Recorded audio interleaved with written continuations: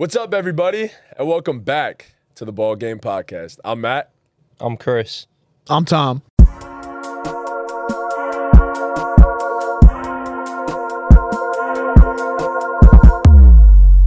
Today's a packed show. Boomer Doom, fantasy football.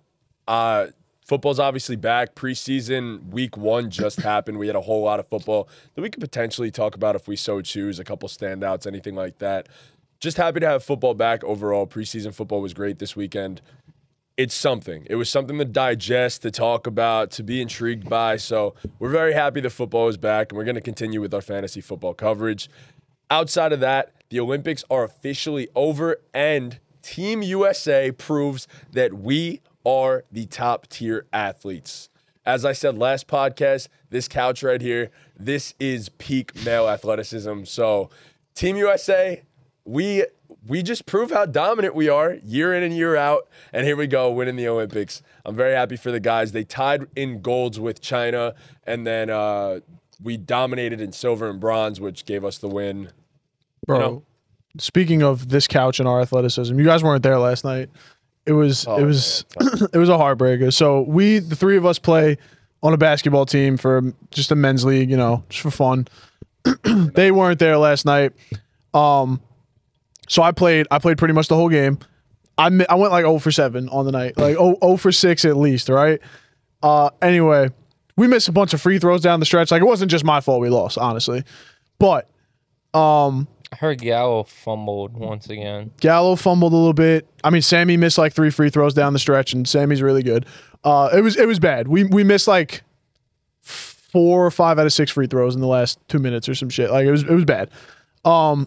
So Sharpshooter. Yeah, so we're down 1, and our friend Sammy gets the ball, and he is racing up the court. There's 8 seconds on the clock. He's racing up the court. Defense collapse on him. I'm wide open on the wing. I got both hands up. I'm like, this has to be the one. I haven't hit one all night. I'm hitting this one. Get the ball, front of the rim. Missed. Yeah, I was fucking heartbroken. Yeah, you sent the video of it in the group Yeah. and I watched it, and I was just like, God damn it, man. Like, we were right there. Like, it was in our great look, too.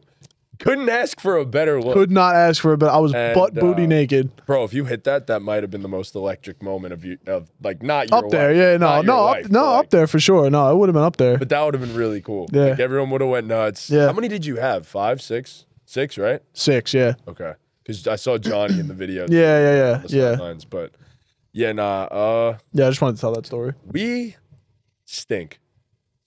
Nah, we just never have the full team. We stink. So I think that The kids we played last night were actually like not bad, and we were with them in the whole game. They were handing us the game. well, at least Team USA doesn't stink. Maybe Right, Team USA is the maybe we best. should play in the 3v3 for the Olympics.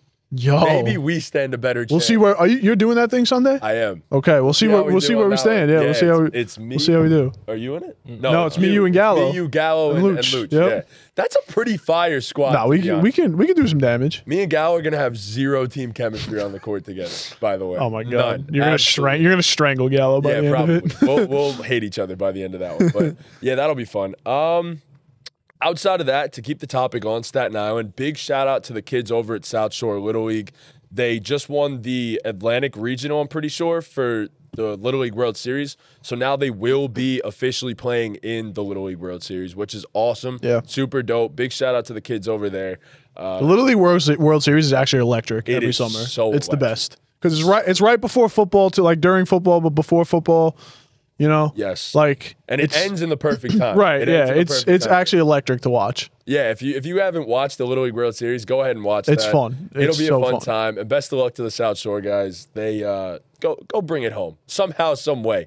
Even though the competition there is ridiculous. Yeah. I mean, It's ridiculous. Staten Island has no business having a shot in this thing, but I hope for the best. Outside of that, now we shift gears to football. And a guy that, at this point, does he even have a chance to play week 1? I don't know what's happening. Brandon Ayuk still hasn't been traded. There's been a million reports coming out about what he's doing, where he's going. Apparently, the Pittsburgh Steelers have a trade in place that the 49ers are, that it's up to the 49ers now. I think there's parameters on a contract extension for Brandon Ayuk that are in place as well. So Ayuk's agreed. I think the Steelers have agreed, and now its final word is on the 49ers. That was the report from Rappaport and Schefter today. So I think that's intriguing. We'll see what happens there. Does that move the needle for Pittsburgh? Yeah, sure, but I mean, for fantasy football, if that's what we're talking about today, then man, forget about Ayuk and George Pickens.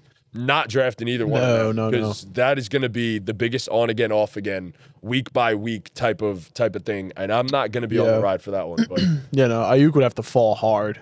yeah, for sure. Pickens might too. And I don't have Pickens super high, but Pickens might too. I like Pickens too. Yeah. I like Pickens this year. I Yeah. have a lot of George Pickens. Pickens is intriguing as a volume play. Right. If you have Ayuk now, I don't Done. think Russell Wilson is at the point where he could support two fantasy relevant receivers anymore. So that's going to be a bit of a problem. But yeah, I mean, we'll see what ends up happening with that because no movement has been made, I guess, in the end so far. And I think Ayuk is holding out to just get that extension from the Niners in the first place. So that ends up happening. Nothing changes. If he gets traded, Debo and George Kittle all the way to the moon. To the moon, yeah. So outside of that, there is one other piece of football news that is very interesting and very Jets-like to hear about at this point. When everything seems like it's going well for the New York Jets, the Jets just got a jet. Just stops. It always happens. It always does. Hassan Reddick, who the Jets just traded for this offseason with the Eagles for a third-round pick. After losing Bryce Huff, they said, all right, let's get a different Eagles pass rusher now since they took ours. And Hassan Reddick hasn't reported. He's expecting a contract extension, and he hasn't gotten one. And so now he's not there. And apparently he requested a trade now after he was just traded for. So it's a mess right now. And the Jets came out and said, we're not trading him, and we expect him to report the camp. They released a statement. Yeah, they released a whole statement. I've never seen that before. That was wild. I also read that so when they traded for him it was 4 months ago, so whatever that is, they traded for him knowing he wanted an extension. They offered him an extension before they traded for him, to which he said no, and then they traded for him anyway. So, like, in a way, you're kind of asking for this to happen, but also, I don't know. Like, now you're in a position where you force his hand, and I guess he really has no leverage because they're just going to find the shit out of him if he doesn't show up. Well, they'll find him, and they also could tag him after this year. So Right. they really could wreck Hassan Reddick's back end of his career right now. So Reddick really doesn't have much leverage, and it's kind of similar to the Ayuk deal where it's He wants like what, 28 a year or something? who, Ayuk? Yeah, that's what, no, not Reddick. What? That's what my brother said. He might be wrong. That is like Myles Garrett territory, TJ Watt territory, stuff like that. I'm gonna There's look no it up. way. I don't know what a Hassan Reddick contract extension would look like, but it definitely ain't that, even if he's asking for it. So I don't know. We'll see what ends up happening with that. Do you have any thoughts on the Jets? I think it's an interesting situation because I think they could have just. I mean, what did Bryce Huff get with the Eagles? 17 a year, 3 year, 51. He didn't get that much money, so you kind of look at it and it's like, well, maybe they could have just re-signed Bryce Huff instead of trading for a guy who's not going to play for them. I feel like he's going to play, though. I think he feel has he's going to. to just sign a contract and play. Like, I think all this stuff is just, I mean, I say it all the time, all this contract drama, like, it's my least favorite thing to talk about when we podcast. I really just don't care. It's a whole lot of drama, and more times than not, these dudes end up just staying with the team that they're currently with and just coming to some type of an agreement. So It's crazy to me that Ayuk could just stay on the 49ers this season. Like, it's insane to me. I think he will. But like at this point, I just think he will. I mean, I don't see where else this goes, and I don't know if because he has no leverage if he holds out. Like CeeDee Lamb has leverage. He could say, "I'm not playing," and then the Cowboys are fucked. Right? Yeah. He is the Cowboys' offense. Yeah. Just that simple. So Jamar Chase also didn't report. Right. Yeah. So that's an intriguing one that you got to keep your eye on as well. So just a whole lot of contract debacles going on right now. And I mean, some of these teams do it to themselves, namely the Dallas Cowboys. Yeah, the Dallas Cowboys definitely do it to themselves. They ask for this every couple of years. So yeah, I mean, those are all doom situations. And of course, we want to talk about our boom and dooms for fantasy football. And I feel like we might as well just jump into this now. Enough with the contract talk. I don't want to hear about it no more. I hope everyone gets paid. Boom. That's boom, my favorite stuff. Boom. Boom. Speaking of booms, my cousin met I saw. Big AJ. Big I'm AJ. jealous. That was super dope. I'm so jealous. Shout out Where to was he? Holster. He loves the podcast. He was, hold up, I'll tell you right now. But he sent me the picture last night, and I was like, there's no way. I thought it was like Six Flags or something. I'm like, I can't wait to tell, I can't wait to tell Chris and Trunks. I'm like, they're big fans of him and stuff. I'm not even kidding. We're big fans. They are massive fans. So he goes, met him at Ocean City, and he said he was really cool, had a whole conversation with him about everything. And he was like, he was a normal, down-to-earth dude. So Shout out Big AJ, man. Big Justice. Big AJ and can't forget the Rizzler. He the might Don not himself. be Big Justice, so he might be Eric. Eric. No, but he's Big Justice. He might be Eric. I can't believe that's a thing. I can't believe the Rizzler farted on Lose's stream. Bro, doomed all over Big AJ. I know nothing about these. Bro, these this guys, lore, you got to get in the Costco verse. none man. of it. It's the best. I know none The of Costco verse is the greatest thing ever. Cousin Angelo. Cousin Angelo. Yo, the video with that pizza guy, Sal, was good. When they recreated the Bronx Tale scene, oh my God, it was. It was so funny. They used the Rizzler as a battering Shout ram. out to the Costco guys for giving us the name of this segment on the show. And our basketball team now. Our basketball team is now known as the Boomer Dooms. But it perfectly describes us. We either boom or doom. That is very true. Right. We either have the worst game. of all Just time wait or the for the best. playoffs. We're gonna be booming all over Phil. Oh yeah. Yo, what if we win the championship and We might boom we move inside up? of Phil. God, I hope not. God, I hope not. Then what? I don't know if we're winning the championship. Oh, wait, that's not no. That's not what I looked over for. It's what you said prior to that. What? We might boom and fill. Bro, we're always booming in Phil, bro. Okay, All right. Well, Come on. Who are we booming in fantasy football, Chris? Go ahead and start us off. Bro, we're booming in Kyle Pitts. I mean, it's a no-brainer that we're booming. We're booming in Kyle Pitts. I mean, if you guys are fans of the podcast, we did all of our fantasy rankings besides wide receivers, but I have Kyle Pitts as my tight end 1 overall. He's going currently as the tight end 6 on Sleeper, so obviously that's a huge gap. You could get him normally in like the middle of the 5th round. Sometimes you could get him towards the end of the 5th round. If you're lucky, you'll get him in the beginning of the 6th, but I don't think most of the time you're not getting him there. But this is a guy who was, I mean, he was drafted to be a superstar. He was drafted with the 4th overall pick in the draft, higher than Bijan Robinson, higher than Drake London. And he was drafted to honestly change this franchise around. You know, they were coming off of the Matt Ryan era, and they kind of went into a mini rebuild, and he was kind of the first building block. And it's been rough for Kyle Pitts. It's been pretty up and down, but the past 2 years, it's been rough. I mean, he started his career obviously going for 1,000 yards, and the future looked bright, but then he had to deal with Desmond Ridder and Taylor Heineke and Marcus Mariota. And Arthur just Smith. for some stats, I mean, just last year amongst tight end, he was number 1 in deep targets, number 1 in ADOT, number 1 in air yard share, number 1 in total air yards. Hold on, there was one more I wanted to point out. Regardless, but his catchable target rate was 37. Jesus. So this is a guy who is Jesus Christ. Kyle Pitts, the selling point on him was his ability to stretch the field and be a deep threat and kind of break fantasy football from the tight end position, being able to, you know, break off these big plays. And the opportunity's been there within this Atlanta Falcons offense. It just hasn't been possible due to the quarterback play. And you get a guy in Kirk Cousins who we've seen support really good fantasy tight ends in the past, like a TJ Hawkinson.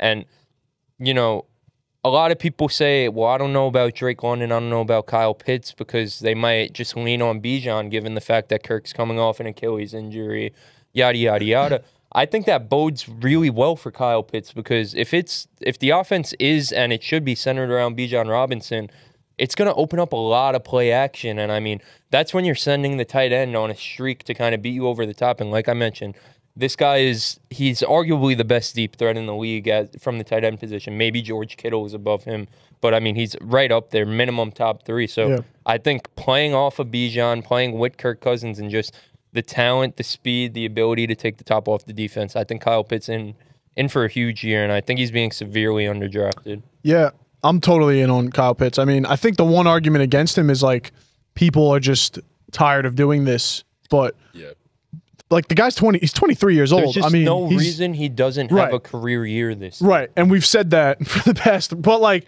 what I'll say is, no, I'm with you 1,000%. Throw it away. That's exactly the point I was going to make. All the numbers, whatever that you've seen before, throw it away. It's a new offense. It's a way different quarterback. I'm totally in on Kyle Pitts. And this is a guy who last year amongst tight ends only got 5 red zone targets, which ranked 34. That's gonna change. Like he's due for positive touchdown regression. Like I think he's a guy who can finish with double-digit touchdowns. Absolutely. Like it's not out of the range of outcomes. We've already seen him go for 1,000 receiving yards and 80+ catches with over 100 targets. Who was the quarterback that year? His rookie. That was Matt Ryan. It was the last year of Matt Ryan. Wow, what a surprise! Rookie Kyle Pitts went for 1,000 with a good quarterback. A decent quarterback. I mean, that was the core of Matt Ryan. With a pocket passer, Matt so I mean, cooked. Yeah. I just think there's some like luck things, like just overall touchdown regression that could go his way. And I mean, I'm going to talk about tight ends who have scored 10+ touchdowns in a season, but there's not that many of them over the past decade. It's a short list, and those guys are normally fantasy tight end, like top 5 fantasy tight ends, top 3 fantasy tight ends. And this is a guy who I just think would, like I keep mentioning, his ability to take the top off the defense and be super efficient. I just think he could really break fantasy football from the tight end position. Yeah, I'm looking at him now. He averaged 8.08 PPR points per game last season. That could literally double. Like maybe not double on average, but like he's in for a huge year. I'm completely in. Yeah, I mean, I also don't expect them to use him as just an inline blocking tight end. I mean, granted, Arthur Smith did do some of the slot and out wide stuff, but 25% of your snaps being out wide for Kyle Pitts, I think, is a little bit too low for me. And I think in an offense that's going to be predicated around having 3 wide receivers, I really do think that Kyle Pitts is going to be used as one of the 3 wide receivers. Like, Darnell Mooney is going to be the other outside guy, and, of course, Drake London. But I think you're going to see a lot of Kyle Pitts moving around, potentially even in the backfield at certain points. Who knows? The Rams offense used to do a bunch of crazy shit. Man, a 6'6", 240-pound ex-receiver would be fucking crazy. Exactly. I mean, it's a possibility. He moves different. He doesn't move like a tight end. So that's why I think people need to realize that what you've seen out of Kyle Pitts, especially last year, because he also dealt with an injury, it doesn't matter anymore. And look, I kind of hedged my bets. I have him as my tight end 4. I didn't want to put him too high because, the exact same reason of it is still Kyle Pitts, and every single year we go through this, so I get a little scared to move him up too much. But, yeah, I mean, I'm all in. I think he's the perfect tight end target, given he's the last one of the top 6 or 7 that's drafted. So, yeah. All right, Tom, you go ahead. You pick whether it's doom or boom. I'm giving Kyle Pitts a boom. I won't start getting negative just yet. I don't have a ton of dooms either, but my top doom right here is going to be DK Metcalf. Top boom. My top boom. Yeah, fuck me. My top boom right here is going to be DK Metcalf going as the wide receiver 23 on Sleeper. I think you're drafting him at his floor. I don't think there's any way he finishes at or below wide receiver 23. I have him ranked much, much higher than that. I think Seattle is going to have the perfect combination of a good offense and a bad defense. I think DK Metcalf, if you get some sort of resurgence out of Geno Smith, he's going to target the hell out of DK Metcalf. He's 26 years old, entering or in the prime of his career. We know who DK Metcalf is as a receiver and the talent. There's no question he has the talent to be a wide receiver 1, and I think he can absolutely get there. I just want to compare real quick, and I guess this kind of ties into a doom pick for me, but if you look on Underdog, they have DK Metcalf's lines at 1,025.5 receiving yards and 7.5 touchdowns, while they have Devontae Adams at 1,100.5 receiving yards and 6.5 touchdowns. There's 80 yards difference and 1 touchdown in favor of 80 yards difference in favor of Adams, a touchdown in favor of DK Metcalf, and you're drafting DK Metcalf a round and a half, maybe 2 rounds later than you're drafting Devontae Adams. So not really just to shit on Devontae Adams, but if you can get a prolific guy in at the end of the 3rd, beginning of the 4th round, maybe even, or even the middle of the 3rd round, who has a ceiling, I think, to finish top 10, I think it's a no-brainer. Yeah, I mean, I'm super high on DK, as per usual. I mean, I expect nothing less. And I think, I mean, of course, we haven't seen Ryan Grove's offense in the NFL just yet, but with how prolific of a passing attack it was at Washington last year, and given that he still has 3 elite wide receivers, I'm expecting DK to play that Rome Odunze type of role. And I think he's going to play it incredibly well. He's going at the end of the 4th round on Sweeper right now. His ADP's the 45th pick in the draft. So that's at about like the 4.8, 4.9. Yeah, which is just insane. Insane to me. That's literally, that might not even be his floor. Like his floor might be even higher than that. I mean, I don't know. You look at his finishes, in this is in PPR, his rookie season, 34, whatever. Comes in the next year, finishes wide receiver 7, 14, 16, 21. Now, you look at that and you see he's gone down every year, but you know, you look at circumstances. He was dealing with a busted up Geno last year, and Tyler Lockett maybe takes a step back. I know JSN takes a step up, but yeah, I have big I think they're gonna have to air the ball out a lot too, which is really gonna help him. Yeah, I mean, I expect Geno to have another solid season, and DK's the guy. You're drafting him as a mid wide receiver, as a back end wide receiver too, with legitimate top 10 upside. Yeah, like it really is there, because it's someone that realistically could have had 4 more touchdowns on the season, 4 or 5, and that changed the entire game. So we know a 6'4" freak of nature is going to end up in the end zone probably.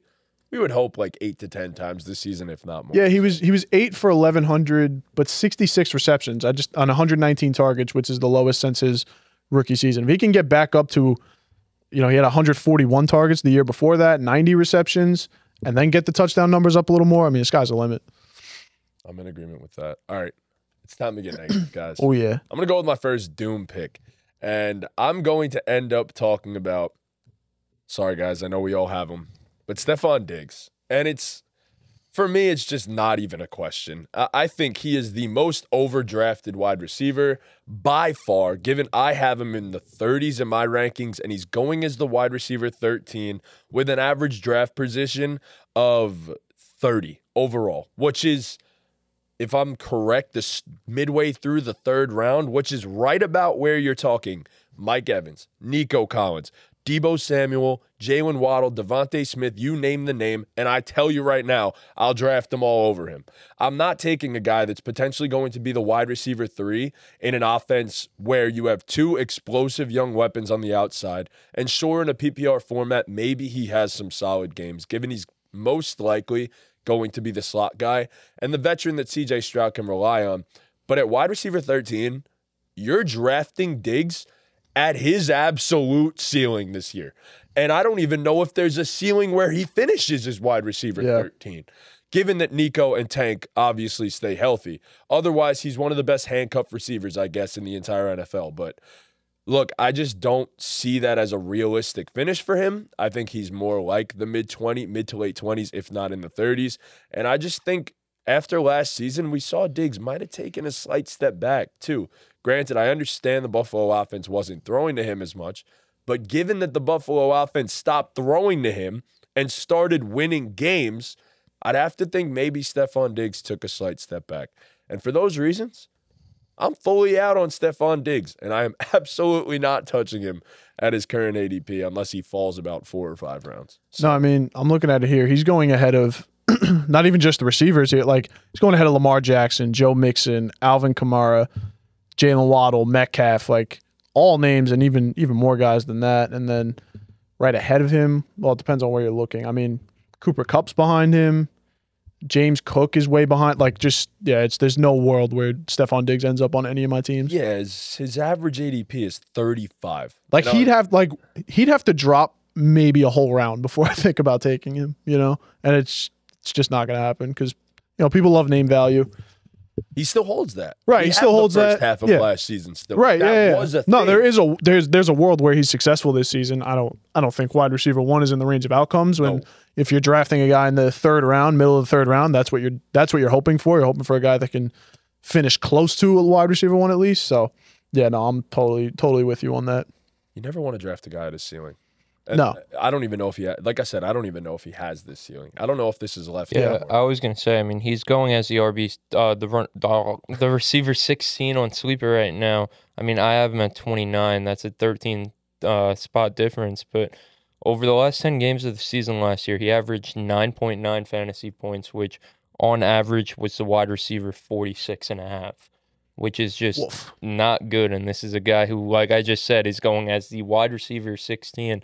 I just think it's so much more likely that he finishes below his ADP than above it. Yep. There's just so much more of a chance where here in the third round, you're drafting a cornerstone of your team. And ideally, you're drafting a guy who you want to outperform their ADP. And I don't think it's in his range of outcomes where he's currently going to finish above ADP. Listen, Stephon Diggs had a great career, but he showed he was on the decline last year. There's 2 guys ahead of him who have a rapport with CJ Stroud, who are younger, who have more boom potential, who are more explosive, younger players who are a part of the future and who helped them win games last year. So I think Diggs kind of is going to have to move to the side for them. And he'll have some games here and there, but I just think his involvement in the offense is going to be less than it has been in years past. Plus, he showed real signs of decline in his efficiency numbers last year. So I just think it's all setting up for Stephon Diggs to fail this year as a fantasy pick. So I'm not drafting him at all. No. Yeah, everybody on this podcast is out. Yeah. No shot. I wouldn't even. I know I'm going out of order here, but just to play off of that, I'll say my first Doom pick, and it's his teammate, his quarterback, CJ Stroud. I don't see a world where CJ Stroud ends up on any of my teams. I mean, I looked on underdog lines for pretty much all my guys, but his lines are 4,200.5 yards and 28.5 touchdowns, and he's being drafted as the quarterback. I will let you know in 1 second. 5. I think 5, yeah. I believe it's 5. Yeah, he's being drafted as the quarterback 5 with an ADP of 50, which puts him. No, wait, that's not right. Yeah. Whatever, 50? No, you're right. Yeah, okay. He's the 50th. Which is the 5th round? It is early 5th. Yeah, which is just insane to me. I mean, if you have a pocket passer, you have a pocket passing quarterback, you need at least about 4,500 yards and somewhere between 30 and 35 touchdowns to sustain a top 5 pick. And again, you're drafting a top 5 quarterback. You want a guy that can finish number 1 overall. I mean, why would I draft CJ Stroud at actually his ADP on sleeper is 42.7. That's ridiculous. That's insane. 42.7 when 22 picks later, almost two whole rounds later, almost I can get Joe Burrow, who probably has the exact same or an even higher ceiling because he's done it. Right, because he's done it. He's done it before. He's done it before. And I'm not saying CJ Stroud can't do it. He was amazing last season, but let's pump the brakes on him a little bit. You guys are setting the bar too high for CJ Stroud. Or Dak. Or Dak Prescott. Yeah, 25 spots later. Like in a vacuum in fantasy, I'm not taking Stroud over Joe Burrow or Kyler Murray. Honestly, like No shot. I'm just not. So when you add in the fact that I can get those guys 2, maybe even 3 rounds later, it's a no-brainer for me. I completely agree. I've also thought that CJ Stroud is one of the most overdrafted players in fantasy football as well. And I mean, it just seems to be a trend with the Texans at this point. Yeah. Everyone's pushed up because of CJ Stroud, and I get it. Right. He accelerated the timeline. Nico and Tank, I'm all for it. Love those guys. Love those two. And it's not out of the realm of possibility that Stroud could go 45-5. No, of course. And have 35 to 40 touchdowns. I'm not saying that it's just such a high bar that why am I going to play for that? You are drafting him again at basically his ceiling. And even if he gets 45 and 35 touchdowns, he's still probably not the QB1. I mean, you have Josh Allen, Jalen Hurts, who have the rushing upside. You have Pat Mahomes, who rushes and has quite better a bit, weapons, has better weapons, and has done it before. So yeah, it's just there's no way Stroud ends up on any of my teams. Right? I mean, Kyler with weapons this year, like. And then, of course, as you said before, as we were saying before, 24 spots, 25 spots later, Dak Prescott, Jordan Love. We just saw. Yeah, I was gonna say even Jordan Love. I mean, you're kind of hoping that Stroud does what Jordan Love did last season. Yes, but exactly. 4 or 5 rounds later, you're taking Jordan Love or whatever it is. It's a no-brainer. So I just think he's one of, like I said, one of the most overdrafted players in all of fantasy football. Right. How do you feel about CJ? You also dooming? Yeah, I mean, I think it's simply just because of the rushing upside that I just don't think when I'm playing fantasy, if I'm drafting a quarterback like early on and I'm not, I mean, I've spent years streaming quarterbacks in fantasy too. That's kind of not the way to go anymore, but that used to be a strategy. But if I'm drafting a quarterback with high draft capital before I fill out the rest of my positions, before I fill out my receiver room, before I fill out my running back room, if I'm taking a quarterback in place of that early on in the draft, I need a guy with rushing upside who could give me these explosion weeks like a Lamar Jackson, a Kyler Murray, and Anthony Richardson. And he just doesn't bring that upside. And he brings the upside of he could, explode for a 5-touchdown passing game. He could explode for a 400-yard passing game. But how often is he really going to do that? And is that more valuable than the rushing upside? Right. And I just think, given his draft costs right now, there's guys later down the board that I'd rather get. Yeah. So just to cap this off, Sleeper has him projected at 4,367 yards, which is really specific, but 4,367 yards, 33 touchdowns, 12 interceptions. And Joe Burrow's at 4,227 with 31 touchdowns and 12 interceptions. With almost the same rushing numbers, like I said, you can get that guy 2 rounds later. Absolutely go for it. Yeah, I don't even think it's close. Yeah, honestly. It's not even a question. You got to play fantasy smart. You got to play the game. Quite literally, you have to play the game within the game. Right. You need to make sure that you're getting guys where you're drafting them at their floor instead of their ceiling, and it's just, I mean, if you're high on CJ Stroud, so be it, man. But it's not out of the range of outcomes for him to finish top 5. But like I said, you're getting him to do that every week and to be an every week starter and all that. So yeah, it's tough. Go for it. So my first bust or doom it's going to be Austin Eckler. He's going as the RB36 right now. He's going at about crazy doom. I was going to say an RB36 and he's still overdrafted. Listen, man, he's going at about the end of the 8th round right now, and he's coming off his worst career year since he really bursted onto the scene. I mean, just a few stats to point out. Last season, he only had 1 receiving touchdown. He had his career low in yards per carry at 3.5. Since he bursted onto the scene, so excluding 2017, 2018, and 2020 because he only played 10 games in that season, but that was his lowest amount of targets in a season. So it's showing he's on the decline, and he only had 7 rushes of 10-plus yards, which was tied for his career low, tied with his rookie year. The kicker is his rookie year, he only had 47 rushing attempts. Last season, he had 179 rushing attempts. Wow. So in 130 more rushing attempts last year, he couldn't get one more 10-plus yard carry. This is a guy who the explosion just isn't there anymore. And I mean, he never really thrived on explosion, but it's gotten so bad that he looks kind of unplayable. I mean, we always throw around the term washed. I mean, this guy is washed, and there's a younger running back with more pop to him. I wouldn't say explosion, but just more pop to him in Brian Robinson, he's not being drafted that much later. I think Brian Robinson is currently... He's at 111 on Sleeper. While yeah, Eckler's at he's 95. the running back 36. Austin Eckler's the running back 31. So I think that's not right. I think Brian Robinson should be the back you're targeting there. But, I mean, Austin Eckler's going ahead of guys like Keon Coleman, Brian Thomas, Jalen Warren, JSN, Christian Watson, even a guy like a Devin Singletary, a Tajay Spears, a Chase Brown. These are all guys that... I mean, Chase Brown, obviously, the thing with Chase Brown is I'm sure we're going to talk about him more throughout the rest of the summer, but his ADP is going to keep rising and rising, so it's kind of hard to compare to him. But, I mean, Chase Brown isn't even a top 40 running back drafted right now. I would take Chase Brown here at the end of the 8th round before I take Austin Eckler. Sure. And, I mean, all those young receivers, obviously it depends on roster construction, but I'd so much rather take my chance on the upside of a Brian Thomas or a JSN rather than a guy who, I guess you're drafting him for his floor, but what floor does Austin Eckler even really have now? Unplayable. Also considering that His But floor, again, this yeah. is a guy who's on the decline, even with his third down role. Like I mentioned, this is the lowest. Last year was gross. the lowest amount of targets he saw since he really bursted onto the scene. I mean, he's a guy who it looks like every metric says he's on the decline, and there's younger receivers who have more upside. But even the running backs, like I mentioned, a guy like Jalen Warren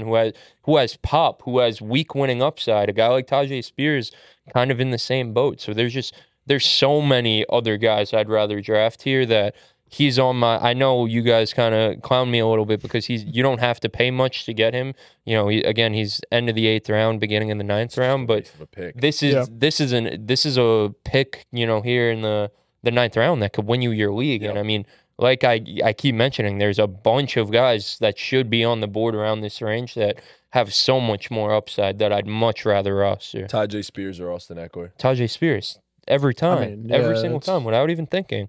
I think my thing with Eckler was like I just thought I didn't realize how high he was going, and not that 9th round is like high, but I wouldn't draft him like I wouldn't draft him in the 14th. Right. I'm gonna be honest. I wouldn't draft him in the like 14th. Zeke or Austin Eckler. Probably going with Zeke. I'd go. I think he'll have Jerome Ford. Or Austin Eckler. Jerome Ford's going at pick 125 on Sleeper. Chuba or Austin Eckler. Chuba every single time. Chuba, yeah. And that's Rico Dowdle. And that's 40 picks later. Like it's unreal. I mean, Austin Eckler's he's there to be what J.D. McKissick was all those years, and now they have a mobile quarterback who, when the offensive line caves in or whatever, he's probably not going to check down to Austin Eckler. He might just take off and run it himself. I mean. Yeah, he's dipping, or he's giving it to Brian Robinson because Brian Robinson should be on the field more because he's just a better player, like you said. He's a decent pass catcher. He's proven he's a good pass catcher now too. So I do think it's only a matter of time before Brian Robinson takes that fully over as well. So, yeah. All right, I'm gonna turn things a little positive here, and I'm gonna give my first boom pick.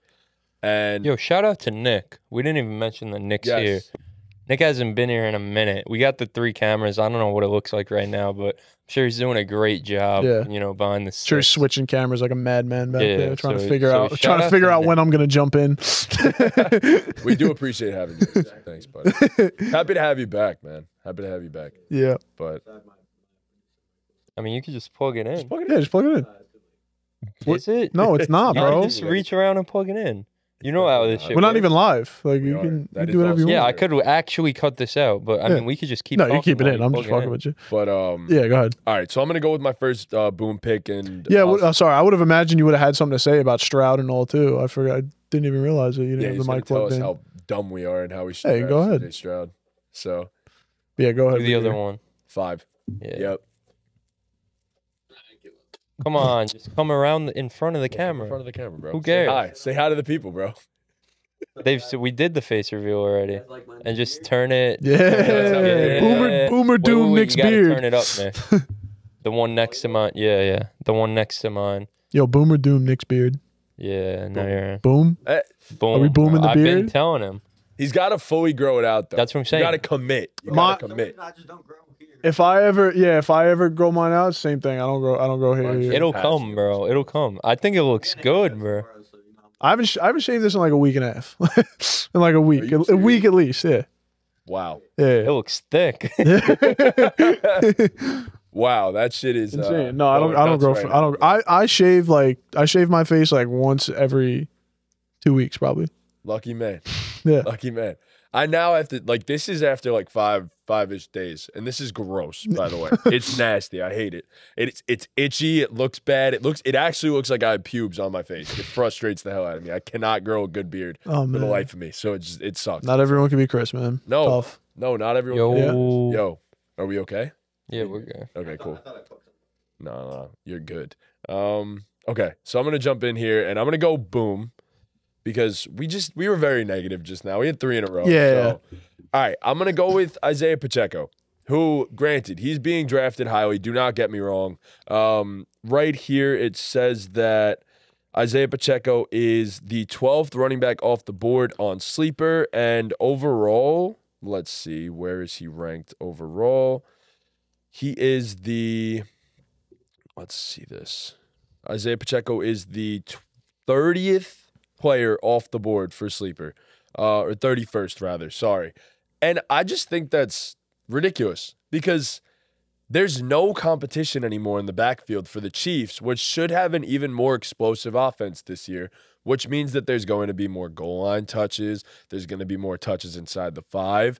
Given that Mahomes now has weapons and no Jerick McKinnon in the backfield, I think Isaiah Pacheco is set to have the best season of his career. And I don't think that's a stretch by any means. I think running back 12 is pretty crazy, given that he's being drafted behind guys such as... Here we go. I mean, granted, Derrick Henry could lead the league in touchdowns, but I would take Isaiah Pacheco over him. Josh Jacobs. I mean, come on. He's on a worse offense. He was less efficient last year. I would all day take Isaiah Pacheco above Josh Jacobs. The next running back on the board is Rachaad White, and I would take Isaiah Pacheco a million times out of a million over Rachaad White. And then, of course, Derrick Henry will probably lead the league in touchdowns, but I just think that the upside of receiving for Isaiah Pacheco just leads me to take him over Derrick Henry in all my drafts. So I personally could see a season where he finishes with 12 touchdowns while also getting 40-plus receptions, 50-plus receptions in this offense that we've seen Patrick Mahomes is willing to throw down to the running backs. So I think Isaiah Pacheco is obviously a big-time smash play, middle of the 3rd round. I think he's a perfect low-end RB1 target that has a top 5 upside. Yeah, so I'm sitting at the first pick in one of my drafts, and I've kind of been like playing around with who I'm going to take at the 2-3 turn, and a lot of times it does end up Pacheco because you end up with Henry or HN, and you just want, those guys have so much risk to them. But Isaiah Pacheco's the dude in one of the best offenses in the league, no doubt about it. With Jerick McKinnon gone, the pass catching should go up for sure, and you guys got to get something for the turf because he's going to do angry things. He's going to do bad things to the turf all season if he's a workhorse, if he's a 3-down back. And bro, who's this competition? Clyde? Clyde? Yeah, get out of here. Yo, remember last year when Clyde, the first game of the season, Clyde started out the game and everyone was like, what the fuck? What is Clyde doing out there? No. It was supposed to be Isaiah Pacheco's season. Yeah, nah. Shit dissipated real quick. Yeah, because he's a really good running back too, Yeah, I mean, I think it's pretty simple, especially when you have Pat Mahomes to worry about. The right. defense ain't concerning about you, brother. Right. You got Mahomes, you got Kelsey to worry about down there. So yeah. So I feel like, and if they're gonna reel in Kelsey a little more, kind of like they did last season, especially in the first half of the season, then you're gonna rely on your bigger playmakers too, like Pacheco. Also 0 drops last season. Wow. None. Not one. Good for and him. a 90% catch rate, which was second amongst all running backs. So he's clearly shown that he's a capable pass catcher out of the backfield. Yeah, for sure. So all that matters. You have any thoughts on Isaiah?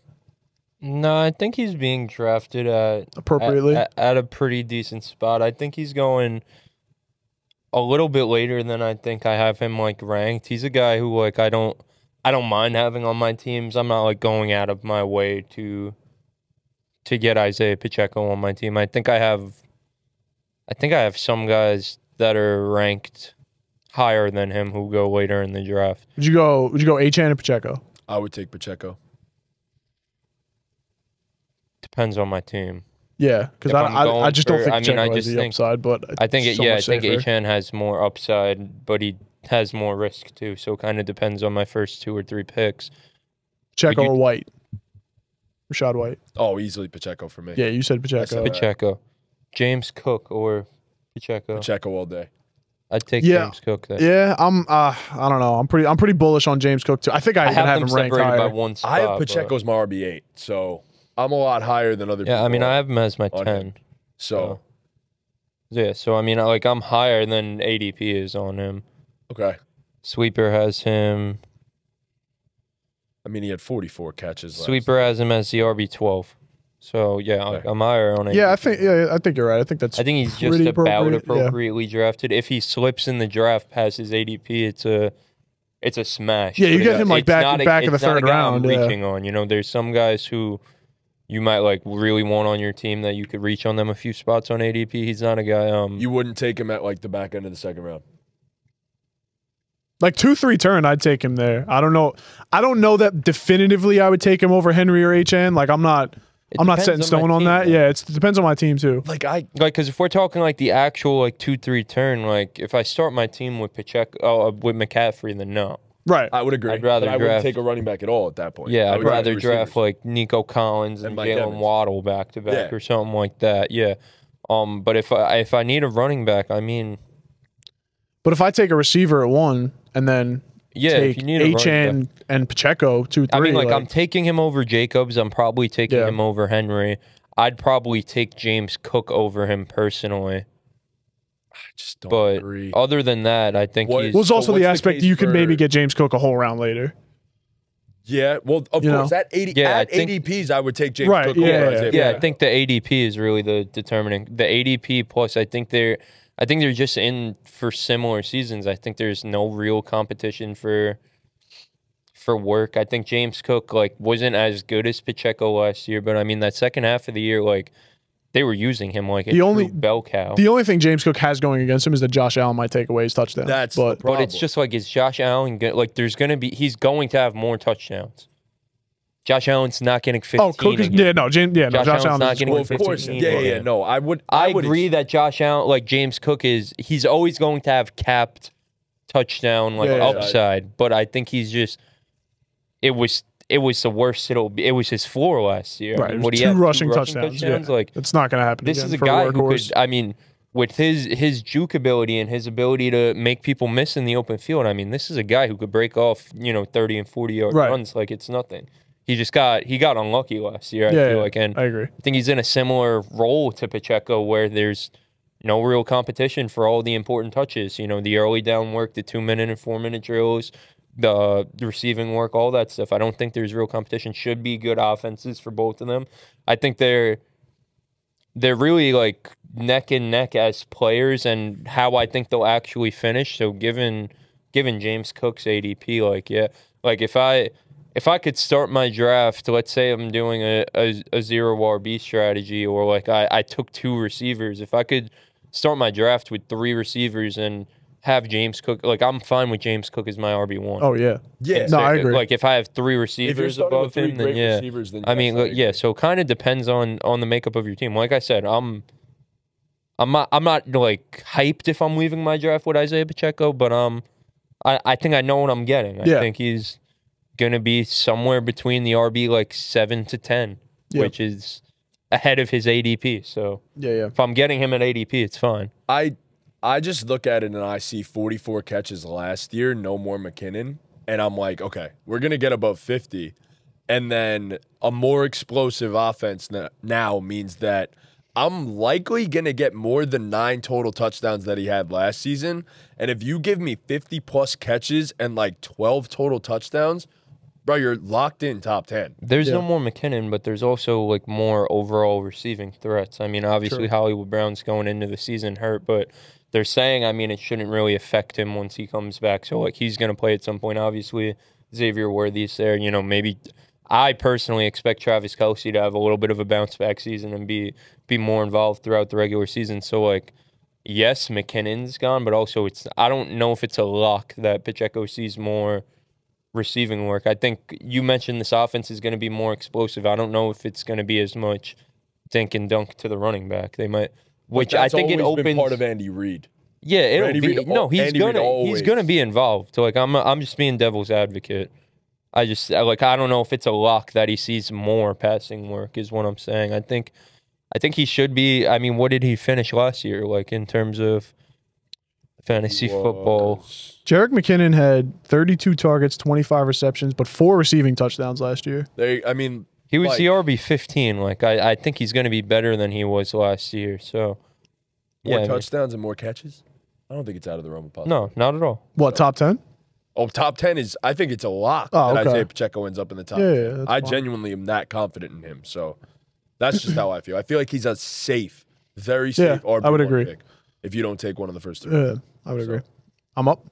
Sure. Alrighty. I'm gonna keep the positivity going here. I'm gonna talk about another one of my boomers.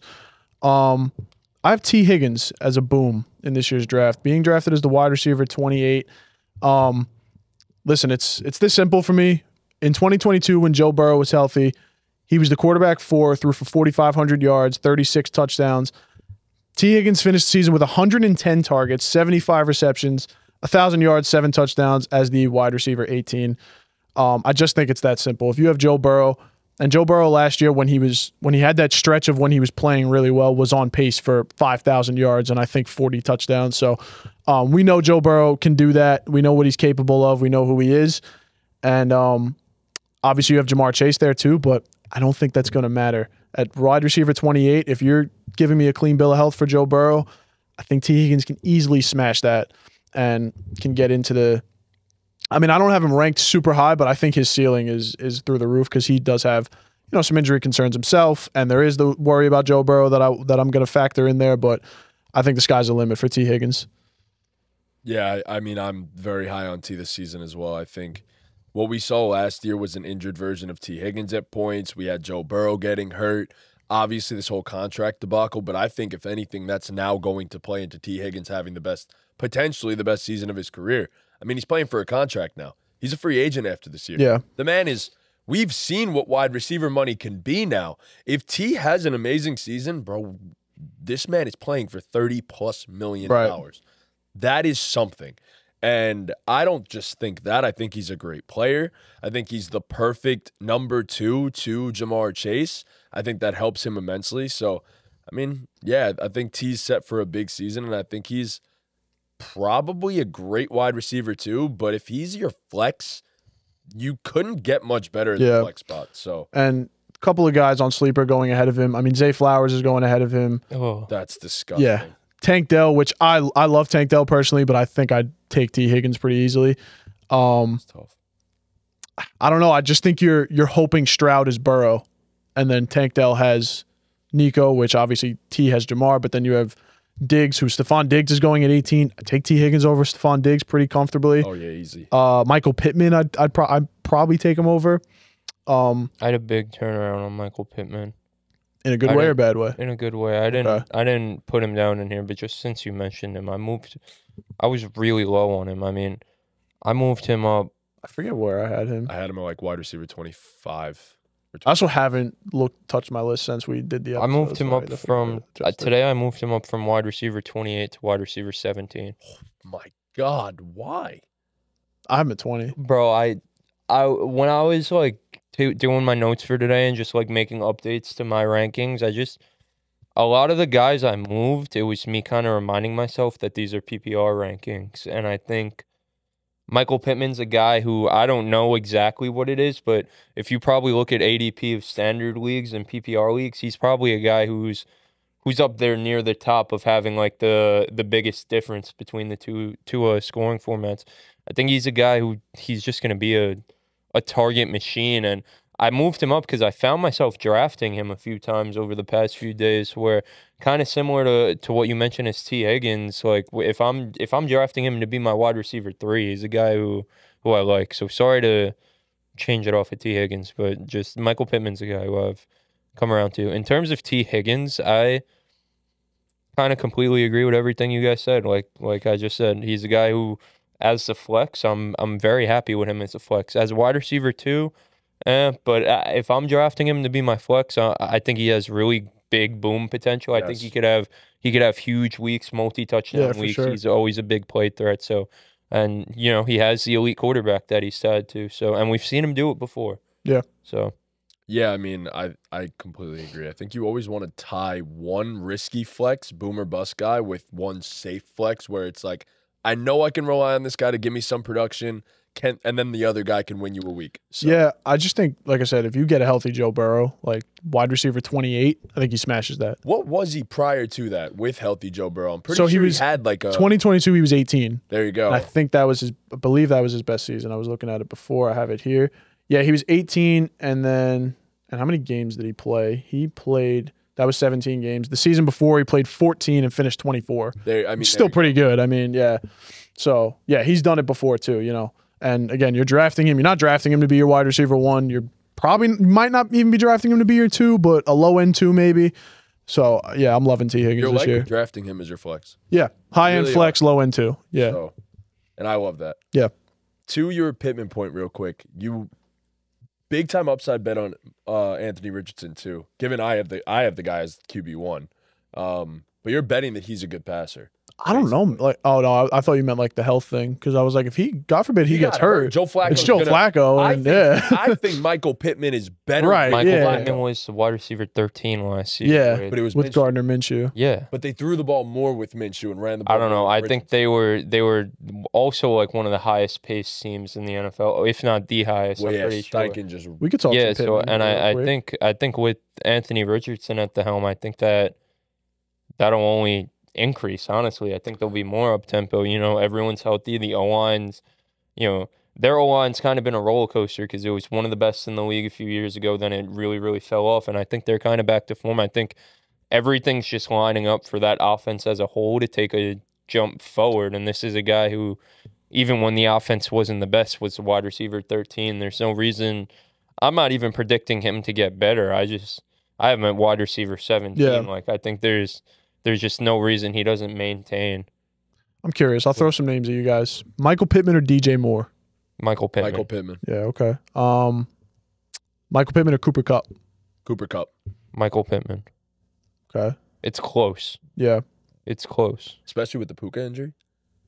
I mean, Puka's Supposed to be ready for thing, week one, though. but Yeah, that's scary. Puka's gonna play and he exists. And I know the reports about Kupp are like really tempting. It's his and like offense and all I that. already Yeah, moved him up a lot, but I just think Moved up a lot for me too. a guy who's gonna be the number one, who's also a PPR machine in an offense that I expect to be ascending and be really good, versus a guy who is also in a great offense and is also a great player and should be great for PPR, but I expect him to be the second weapon on his team, sometimes the third weapon on his team with Kyron Williams. So I just think the past 2 to 3 years have shown us that Michael Pittman does this. While, listen, it's unfortunate circumstances, but the last 2 years have shown us that Cooper Kupp hasn't done that.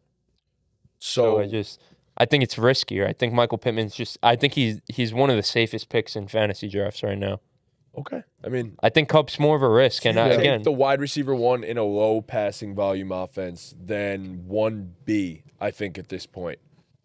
Given the history of Stafford Kupp and the fact that he's gotten the reviews he has and Puka being hurt. Well, you also That's have to. why well, I moved don't Kupp think up so much Puka's to going to put all be these hurt three going things. into the season. And also, fantasy football's 17 weeks long. Like, Right. at some point, Puka's going to get back to form. And I think Puka is the number one there. And this is a guy, Michael Pittman, who's been about this. He's been about the wide receiver 15 for the past 2 to 3 years now, with not the best quarterback play. And Yeah. even if it's low passing volume, he's still the number one option. He's still going to get 140, 150 plus targets. The other thing worth mentioning is Stafford in the past 2 years has missed 10 games, and Yes, that's true. Cooper Kupp has missed 13 in the past 2 years. And I mean, Anthony Richardson has missed 14 of his first 17 football Right. games. So, Yeah. but that actually might play into Pittman's Right, favor, yeah, as yeah. I said. So Last one, Pittman or Smitty? I know where you go.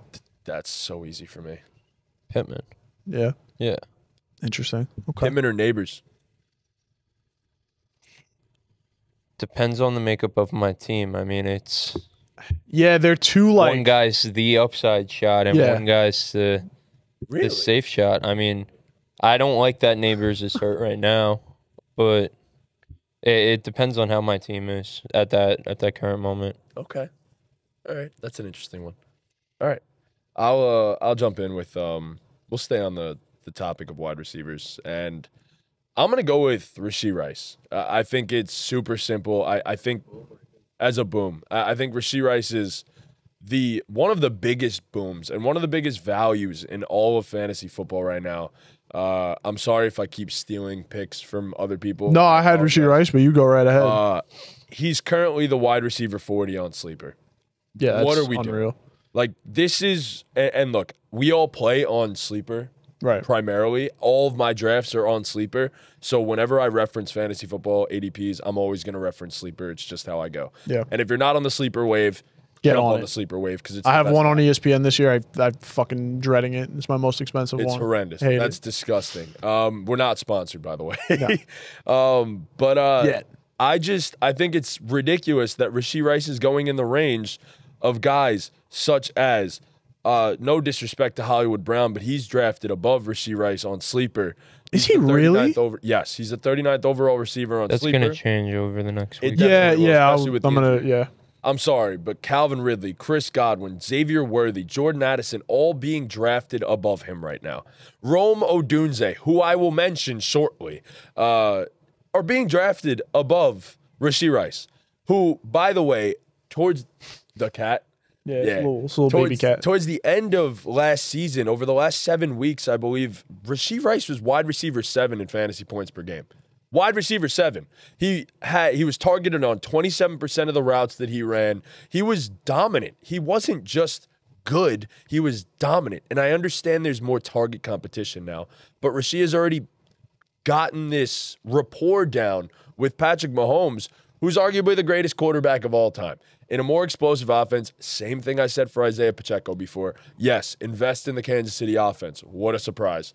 So, yeah, I just think it's all set up for Rashee Rice to be great. And they're also starting to use him downfield more in training camp, which I think is an interesting thing as well. And he's Debo light. When he gets the ball in his hands, he creates plays. And I think that this is the big-time breakout season for my guy, Rashee Rice. Yeah, I mean, just no more trouble, please. Please. Yeah.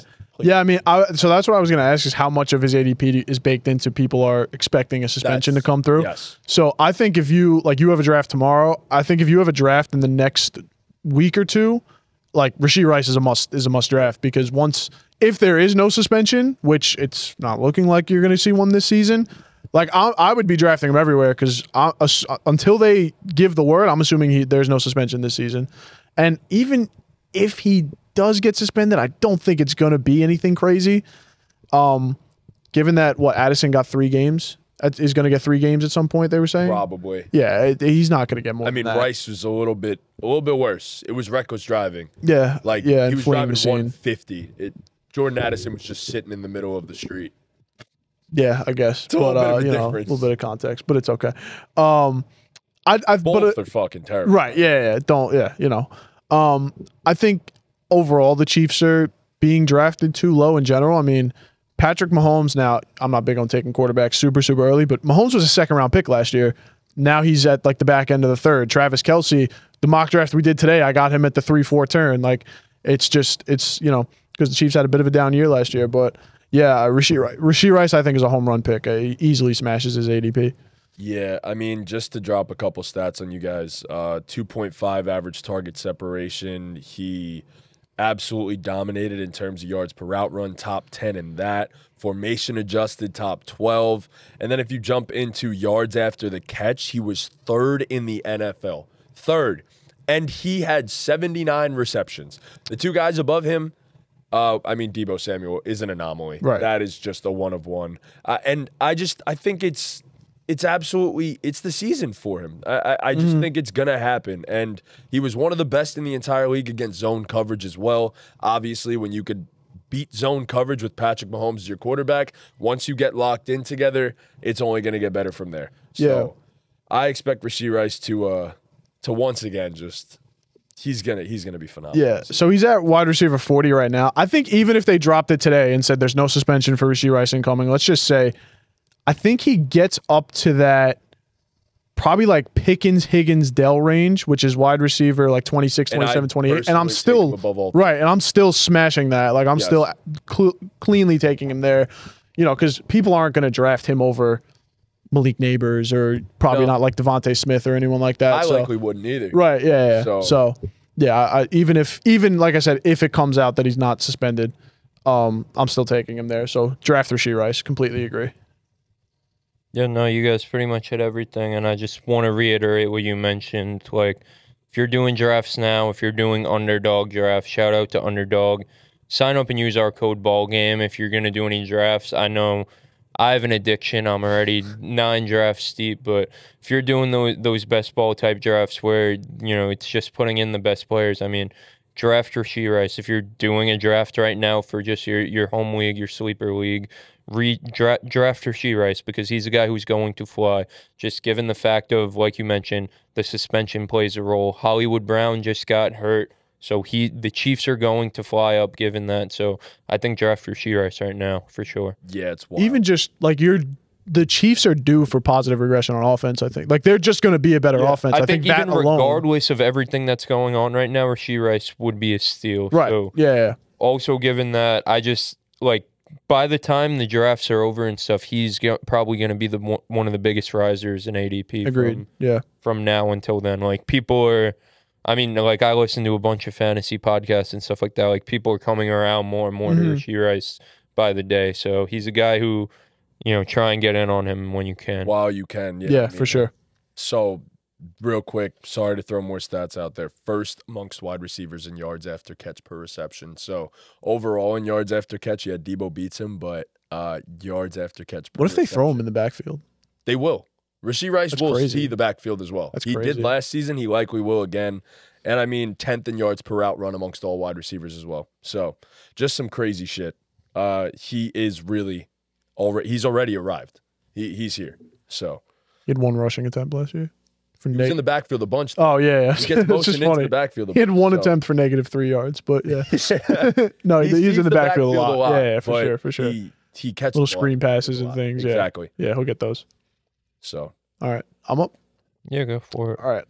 I'll get into the negative here because I only have 2 Doom picks anyway. My one Doom pick, it's going to tie in with another guy I want to talk about, but my Doom pick is Keenan Allen at wide receiver 30. I can't convince myself of it. I have the projections here. He is on Underdog. He's projected for, his line is at 825.5 yards and 4.5 touchdowns. The exact same projections as Deontay Johnson, who is going a whole round later. So, you know, you look at the Vegas numbers, and that's gonna tell you what Vegas and the books think of the guy. I mean, he's being taken around, like I said, wide receiver 30, ahead of guys like Rashee Rice, Terry McLaurin, Jaden Reed. I think I'd rather take the shot on those guys, and some other guys too. Rookie quarterbacks statistically are not good for fantasy wide receivers, and you add in that DJ Moore is the number 1 there, and it sucks because Keenan Allen did just have the best season of his career, and if he falls too far, I can see myself taking him because he's probably like the perfect mold of a security blanket for especially a rookie quarterback, but I just don't see touchdowns going his way. He has an injury history. I'm probably staying away from Keenan Allen. yeah, I mean, I'm pretty much steering clear of the entire Bears situation. Yeah. There's too much risk tied into it, and that's just how I feel about it. So, Yeah, no, I completely agree. I mean, I've mentioned it. The guy on the Bears that I want is DeAndre Swift, just because I think his path to guaranteed touches and volume is more clear than these other guys. So, yeah, in terms of the receivers on the Bears, yeah, I'm trying to stay away. Wide receiver 30 is just too steep of a price to pay for a guy who might be the wide receiver 3 on his team, but also might be the wide receiver 1. I mean, yeah, like I said, Christian Kirk, Terry McLaurin, Jaden Reed, Calvin Ridley, Chris Godwin are all the names behind him, and I'd take all those guys over Keenan Allen I like for sure. Chris Godwin.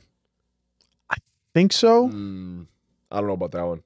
I wouldn't take Godwin over Keenan because also Keenan did just have the best season of his career. Right. Like, this is no slight at the player. The player is No, of still course not. very Yeah, no, much it's a great all the situation. football If he player. was still on the Chargers, home run, you know. But I could see him and DJ Moore having a great season and the other guy getting left out. I don't know. It's the whole rookie quarterback thing. I know it's Caleb Williams, and if he's anything like he looked in his first preseason game, then he's going to be the greatest quarterback of all time. But like I said, you look at what CJ Stroud did last season. CJ Stroud threw, I'm sure someone knows it, but I have it here. 4,100 yards, 23 touchdowns. I mean, that's just not sustainable to support 2 high-end wide receivers, and that was one of the best rookie campaigns ever. So, Yeah, it's a rough one for them. yeah. I'm gonna go with another boom, a guy that I'm all in on this year. I have a bunch of him on Underdog. He's currently going as the wide receiver 43 on Sleeper. It's Deontay Johnson. I have him as my wide receiver 30, so I'm 13 spots ahead of ADP. And I mean, this was my guy last year, and he burnt me. I'm not gonna lie, he burnt me, but he only played in 13 games.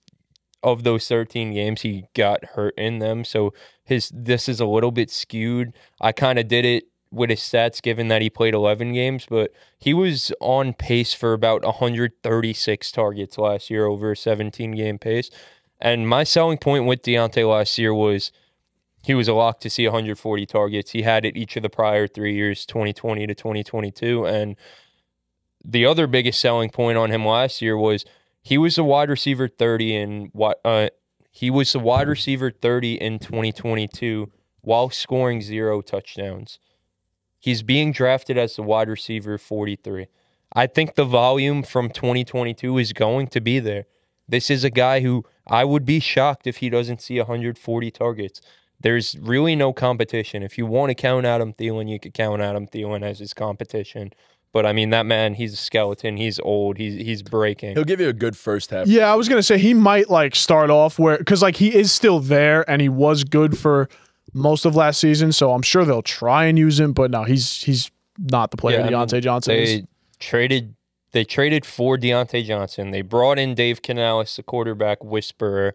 We've seen what he's done for these quarterbacks, so I expect Bryce Young to be better. And I mean, all the reports out of training camp have been that Deontay Johnson's going to be the focal point of the offense. So again, it's not even about Deontay Johnson, the player. It's just about the opportunity. Like, again, I would be shocked if he doesn't see 140-plus targets, and we've seen how he can be in fantasy getting this volume. I mean, in 2021, he was wide receiver 8. Obviously, he had more touchdowns. That's insane. I love... Feels like 8? So long ago.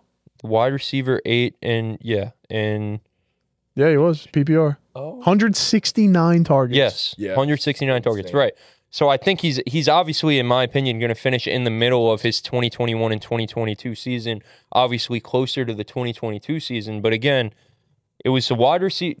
Listen to what I'm saying. The wide receiver 30 while scoring 0 touchdowns.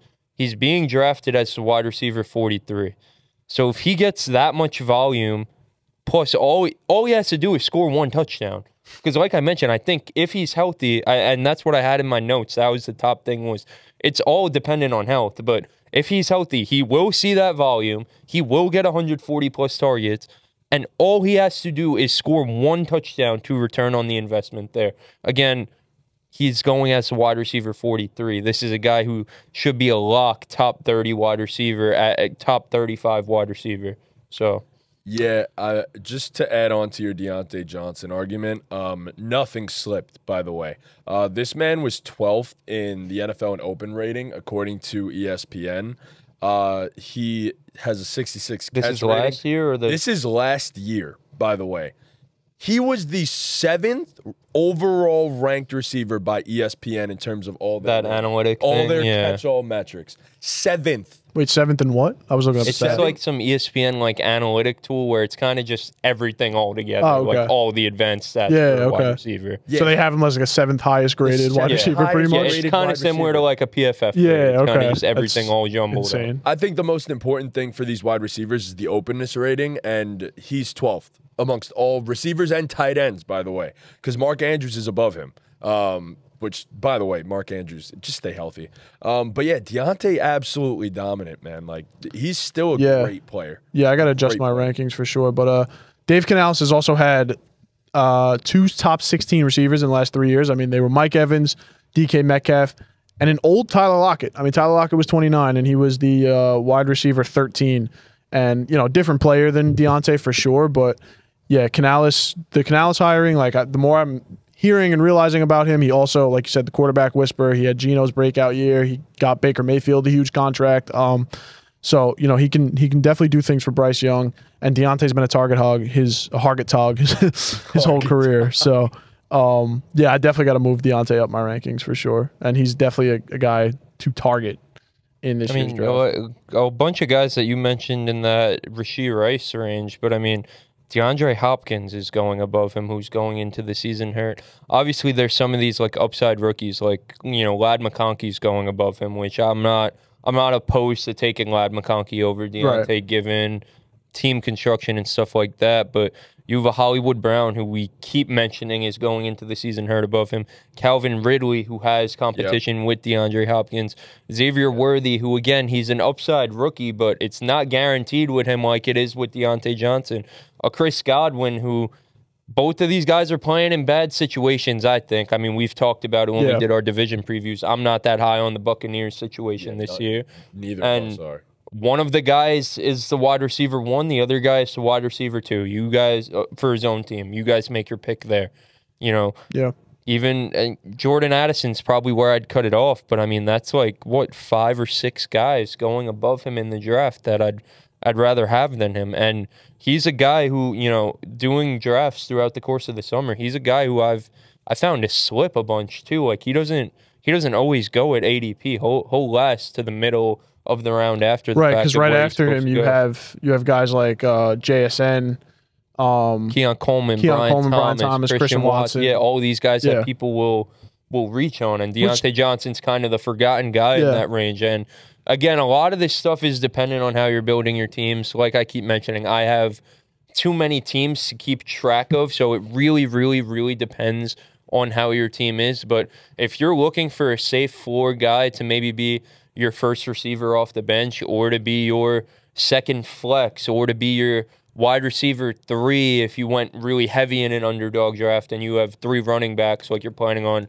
flexing a running back, so you went weak for your wide receiver 3, you just want a safe floor guy. I mean, in this range of the draft, there's no one better. I think, you know, we talked about it with Stephon Diggs. I think it's more likely than not that he underperforms compared to his ADP. I think Deontay Johnson, it's the exact opposite. I think if you were doing it on the scale, the likelihood of him outperforming his ADP is way greater than the likelihood of him underperforming with this ADP. Yeah, for sure. You're as drafting wide him in his receiver potential 43. floor. Yeah. So, yeah, I completely agree. All right, I'm gonna give a doom guy. I'm gonna get negative. And look, I'm not going to say much because he doesn't have analytics to back up the NFL performance yet. And that is Rome Odunze. I just mentioned him before. And as I said, I'm staying far away from this Bears receiving core. I don't want anything to do with it, but if I were to take any of the two, it is definitely DJ Moore and it is definitely Keenan Allen. Right. Rome is the odd man out. They showed it in the preseason in the drives that everyone was playing. Rome is clear-cut wide receiver 3. It's been the same way in camp. 2 wide receiver sets. It's been DJ Moore and Keenan Allen as well. And I mean, look, they're the 2 vets. They've been there, done that before, and they're great talents. Nonetheless, Rome is unproven. It hasn't been shown yet, and I do think the future is bright for he and Caleb together, but it's not this season. The future is not now. It is next year. It's the season after that. I'm fading Rome Odunze. He's just way overdrafted. Just to give you guys a quick idea of where this man is being drafted on sleeper platforms, he is currently the wide receiver 33. Wide receiver 33.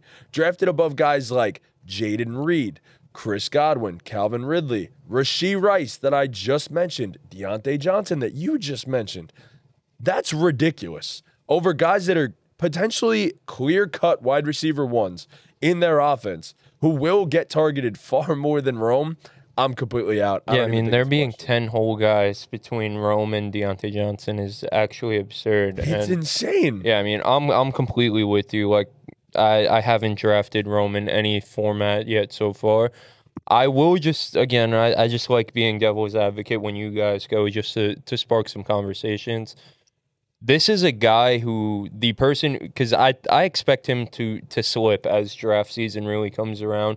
I don't think this is where his ADP is going to finish. I think as time goes on, he's going to fall a little bit down the board.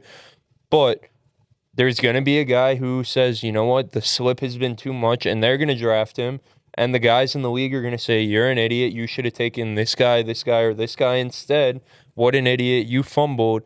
There's the world and the possibility where Keenan Allen has to miss time, and then this guy steps into a wide receiver 2 role on what I expect to be one of the better offenses in the NFL, led by a rookie quarterback, but a rookie quarterback who I expect to be pretty damn good. That changes a lot. Changes a lot. So just throwing that out there. I'm not drafting a guy that high with the hopes of someone in front of him getting injured, but there is a world where someone does draft him and it ends up paying great dividends. Yeah, I mean, if he slips into that, like around where Deontay is now, like around Keon Coleman, Brian Thomas, JSN, then, yeah, sure, take the shot, I think. But, yeah, I mean, Lad McConkey, Calvin Ridley, Jaden Reed, Rasheed Rice, like, not no drafting him brainer. over any of those guys. No brainer. Not yeah. one of them. It's not even a question. Yeah, no brainer. But, yeah, I mean, I could see that potentially being baked into the ADP too, though. Given that Keenan is injury prone. I mean, yeah, maybe. that definitely matters in the ADP. I mean, we just saw Keenan Allen miss a bunch of time this past year.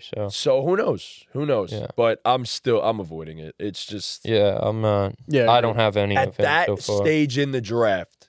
I think that's ridiculous. What I will say is on Sleeper, he's way higher than any Yes, other platform. any other He's on 45 at ESPN, which, I mean, yeah, it's those guys I just mentioned. That's the tier he'd be around. So it's a little more of a conversation there. But yeah. All right, I'm gonna mention my last name here. I'm giving a big boom. I think this is the easiest pick in my fantasy drafts. Kyler Murray at the quarterback position. You're talking about a guy who, thank you. You're talking about a guy. Starvin Marvin. I'm starving for Maserati. Marvin. You're talking about a guy who in his rookie season was the quarterback 6, followed that up with the quarterback 3, and then he missed 3 games the next year and was the quarterback 10. Obviously, we know he has the rushing upside, but I think because of the injuries the past 2 seasons, we've just forgotten how good Kyler Murray is at throwing the football. He was talked about as one of the better quarterbacks in the league. I won't, throw him up there with the top guys, but Kyler Murray is a very good quarterback, and the Cardinals defense fucking sucks. It is ranked near the bottom of the league. I haven't seen that anywhere, but I know for sure. No, I did read somewhere that it was ranked 32nd, according to someone. I don't know, but they have a bad defense, and Kyler Murray went from Trey McBride and a bunch of scrubs to Trey McBride and one of the best receiver prospects of all damn time, who is being drafted in the 2nd round. So if you think Marvin Harrison is that good of a wide receiver, you have to be in on Kyler Murray. I mean, to get him at the, you can get Marvin in the 2nd and then get Kyler in the 6th round, it's just insane to me. I mean, the quarterback's going ahead of him. I mean, Dak and Burrow, I'd take him over them, no question, just because of the rushing upside. And I do think Kyler has the passing upside as well. And of course, CJ Stroud. I take him over CJ Stroud easily. I did a mock draft last night where I was mocking from the 11, and I was thinking about taking him at the 602, and I was like, I guess I'm gonna wait. I'm gonna give it the shot. I don't think he'll last this long, and I'm not saying he's gonna last this long in real drafts, but I got him at the 7-11. Happened to me today too. Got him at the 7-11. I got him at 7-12 right here. That's a steal. Yeah. So, but then you look, like I'm looking at this draft right now. I mean, the teams that didn't pick a quarterback yet, one guy had Anthony Richardson, Mahomes, Lamar. Somebody picked Burrow over him. Somebody picked Jordan Love over him. Somebody picked Dak over him. I wouldn't, but it's definitely possible. Like I could see where someone would pick Dak Prescott over him given the year he just had. You know what I mean? So if you're getting this guy in the 7th round or the 6th round, it's a home run. I think he has a clear path to at least, I think quarterback 5 I have him at. You need dual threat quarterbacks in fantasy. Like those are the bread and butter at the quarterback position. Chris, you mentioned before the streaming strategy that doesn't work anymore. You need a good quarterback in fantasy, and Kyler Murray, I think, is a home run at Man, Ryan Tannehill, I'll never forget you, man. It's just what is a streamer? Best fantasy streamer quarterback of all time history, bro. It really was. It goes to show that, like, Kyler, for me, originally, I had Jordan Love above him originally in my quarterback rankings. I had him as QB7. I moved Kyler up 2 spots. I'm very confident that Kyler Murray is going to be a top 5 fantasy quarterback, and I think he's the best value quarterback aside from maybe Jaden Daniels if you're betting on the upside. Yeah. In all of fantasy football right now, and I don't think it's close. Yeah, I mean on Sleeper he's the quarterback 8. On ESPN he's the quarterback 10. I mean I know we draft on Sleeper, but even quarterback 8. I just if he has a healthy season with Marvin Harrison and Trey McBride, like there's no way he doesn't finish there. So easy pick for me. Yeah, I mean, he's a guy who has legitimate top 3 quarterback upside. Right. You guys pretty much hit everything on the head. One last point to point out about Kyler is this is a team, the Arizona Cardinals, who, like you mentioned, should have an improved offense, should be a pretty decent scoring offense, but an offense that their only chance of winning football games is going to be scoring a lot of points, a defense that is going to be on the field a lot and giving up a lot of points. So you're always looking for that in fantasy. I mean, the combination of a good scoring offense plus a bad scoring defense is always Bread and butter. You're always looking for those players in fantasy football, and I think all of the Arizona Cardinals fit that description, and you should be targeting them. So, yeah. I'll give, what do I have here? I guess I have one more doom and one more boom. I'll give a doom. It's the guy who's going as the tight end one currently. It's Sam Laporta. Listen, Sam Laporta is a great player. He had a historic rookie season.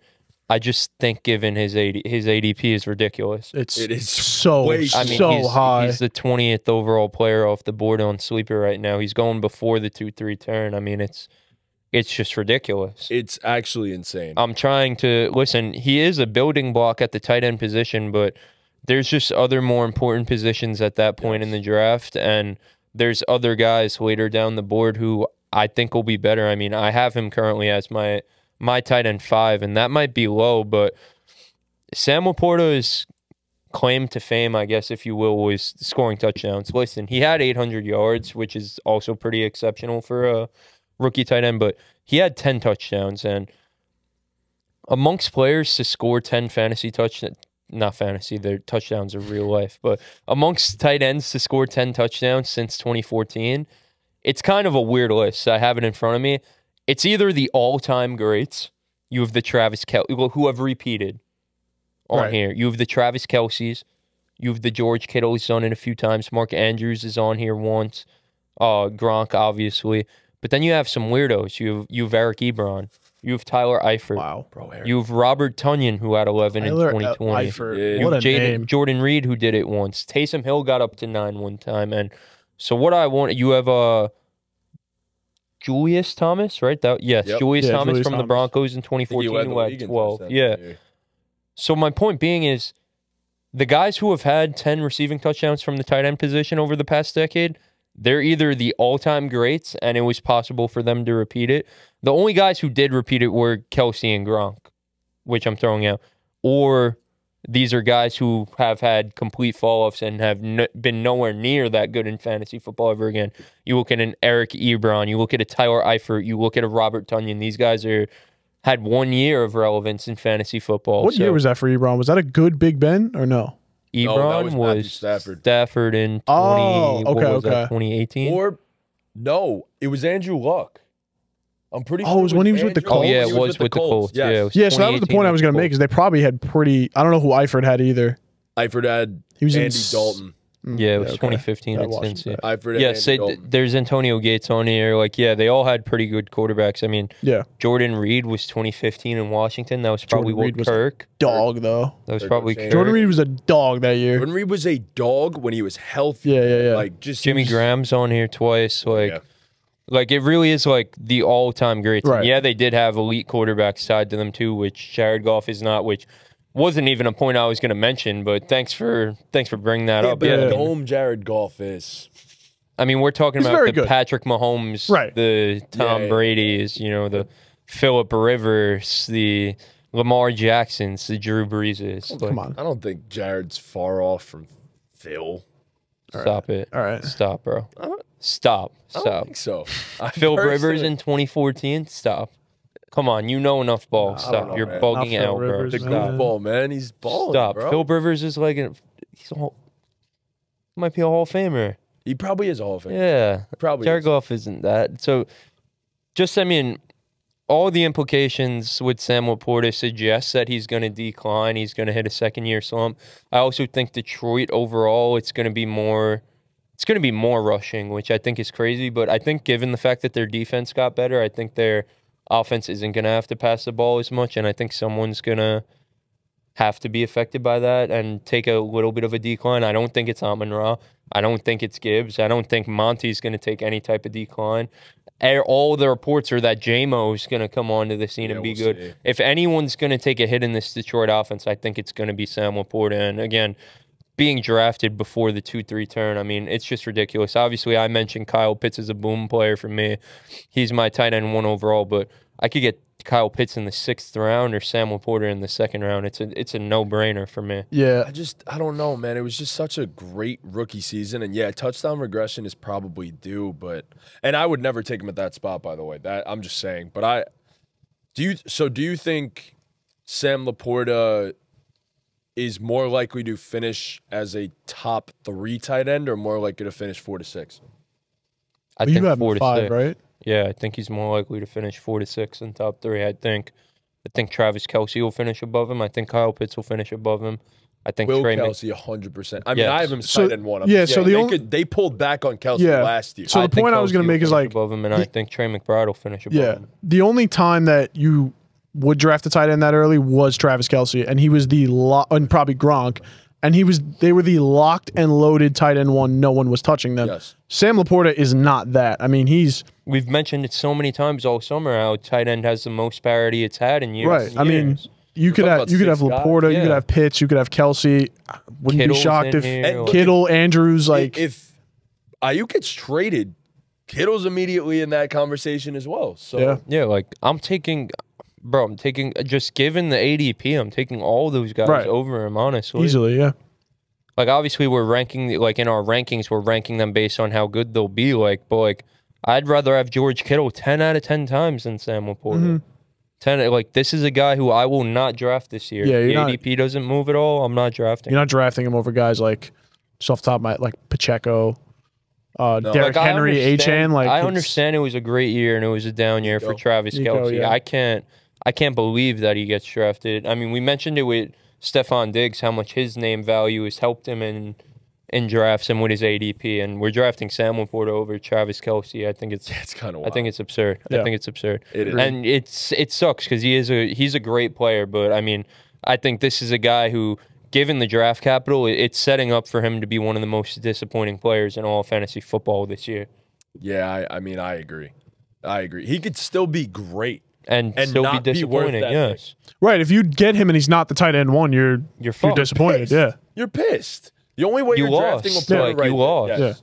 Yes, because you're passing up on big name receivers, Right. big name running backs. You're passing up on other guys who could potentially maybe not be the number 1 overall, but at the running back and wide receiver, I mean, I'd make the argument that having a top 5 to 8 wide receiver or running back is more valuable than having the tight end 1 this year. Who's not even locked to be the tight end. Yeah. Exactly. right. Unless it's a Kelce that does it by It's 50 a guy points, who, you know. who breaks it. Yeah, Right. but like, yeah, I mean, it's just he's the most obvious doom to me this year. So Yeah, I agree. All right, so I'll just give one more, and then this is the only one I'm going to explain.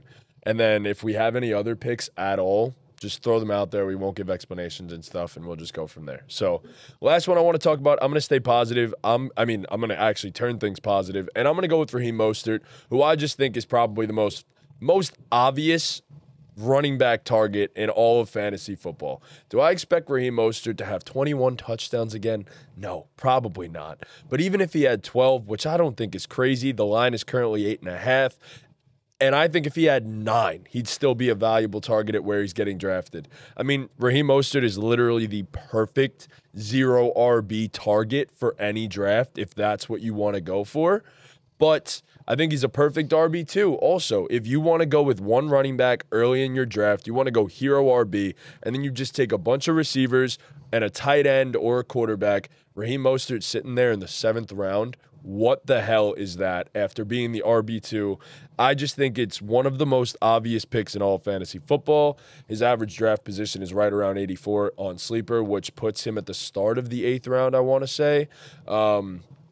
It's an easy one for me. I think Raheem Mostert is a guy that I'm getting in almost every single draft. Yeah, I mean, another point, if Achane misses time, and Achane missed 6 games last year, if Achane misses 5 or 6 games again, even 3 or 4, like, sure. He did look good. He did look solid. Yeah, but Mostert will never be wrong. Mostert scored 21 of those things last year. Mostert is he's a league winner if Achane misses significant time. Yeah, I mean, it's not out of the realm of tier possibility. He's in, right. He's below David Montgomery. Yeah. But you're talking about like Monty and Mostert are probably the 2 best handcuffs in all of fantasy football. And they're not even handcuffs. Well, yeah, because because they have standalone value. Exactly, because you're drafting them as RB2s or RB3s on your team.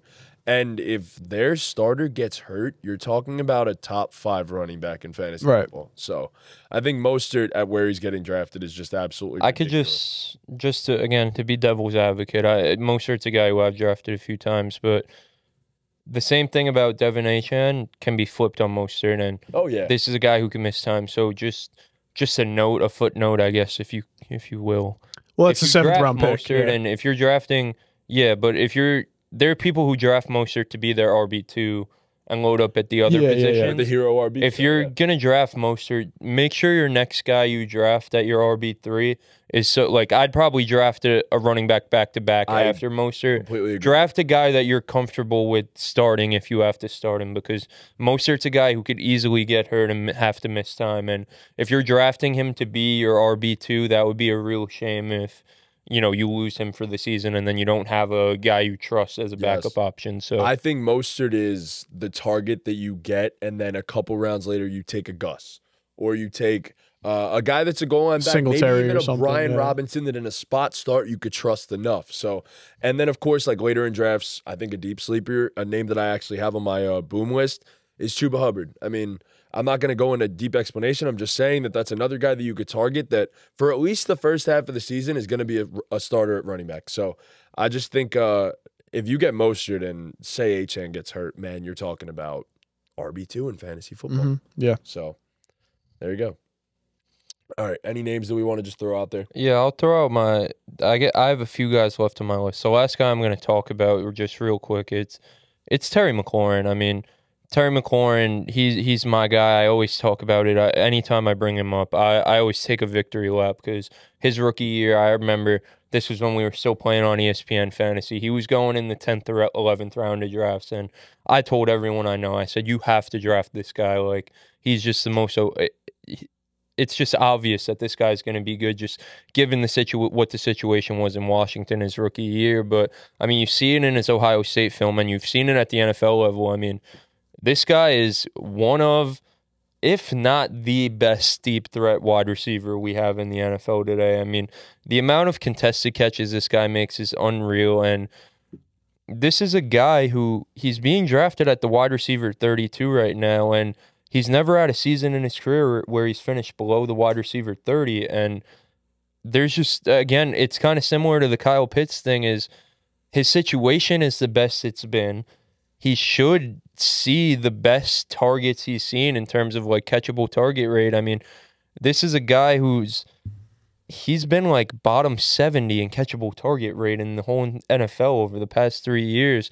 And he's getting a guy to play quarterback for him right now who, people have different opinions on him, and his probably biggest strength is his rushing upside. But if you had to pick something other than the rushing, it's Jaden Daniels' ability to throw the deep ball, which I think matches up perfectly with Terry McLaurin's skill set. I think this is a guy who easily has the upside to be a wide receiver 2 on your team. And I mean, he's a lock to go over 1,000 yards. We already know that. But if he could score more touchdowns, I mean, he could be a league winner for a lot of people this year in fantasy football. And there isn't much target competition. Yeah. So. And the draft capital is, would you say wide receiver 32 he's going at? Yeah, I mean, there's no way he finishes below that, or I don't think even around there. Yeah, he's easily going to finish above that. So, yeah, it's a home run pick. Again, a guy that you're drafting at the 4. Yeah, that's what you're looking for. Christian Kirk goes above him.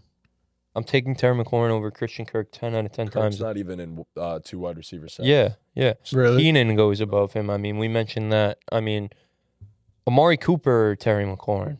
Where are you going there? I'm going Amari. I think I'd go Amari. Yes. I think it's close. Amari's actually one of my boom guys. I'm not going to talk about him, but what he was on pace for with Watson was kind of ridiculous. It was 1,400 yards, 110 receptions, and 8 touchdowns. I don't know. I think that's I'd probably take Coop, but I think I have them ranked back to back. I think I have Terry as my wide receiver 23 and Coop as my wide receiver 24. So okay, I have them back to back. But I think that's just where it is. And I mean, there's a bunch of other guys going ahead of him too, in the running back range. I mean, and Aaron Jones is going above him, even the David Montes of the world. I just think Terry McLaurin, out of the group of guys drafted in his area, I think he has the most upside. I mean, Terry McLaurin, we talked about it like in years past. This is a guy who we saw his ceiling as like a wide receiver 1 in fantasy football. Like he could be one of the top 10 receivers in fantasy.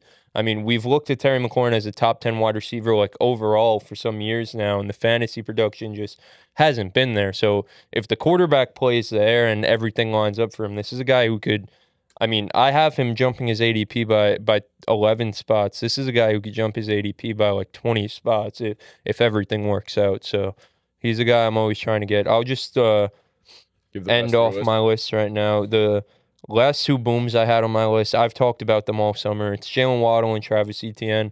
I'm sure I'm going to talk about them more as the summer goes on, so I'm not going to go into details. And the last 2 guys I had as booms, I had Justin Herbert on here as a boom. Ooh. He's going as the quarterback 16 right now. He's going ahead of guys like Matthew Stafford, Trevor Lawrence, Kirk Cousins, and he goes 1 spot ahead of Jaden Daniels in terms of quarterbacks. He goes about 5 spots after Jaden Daniels.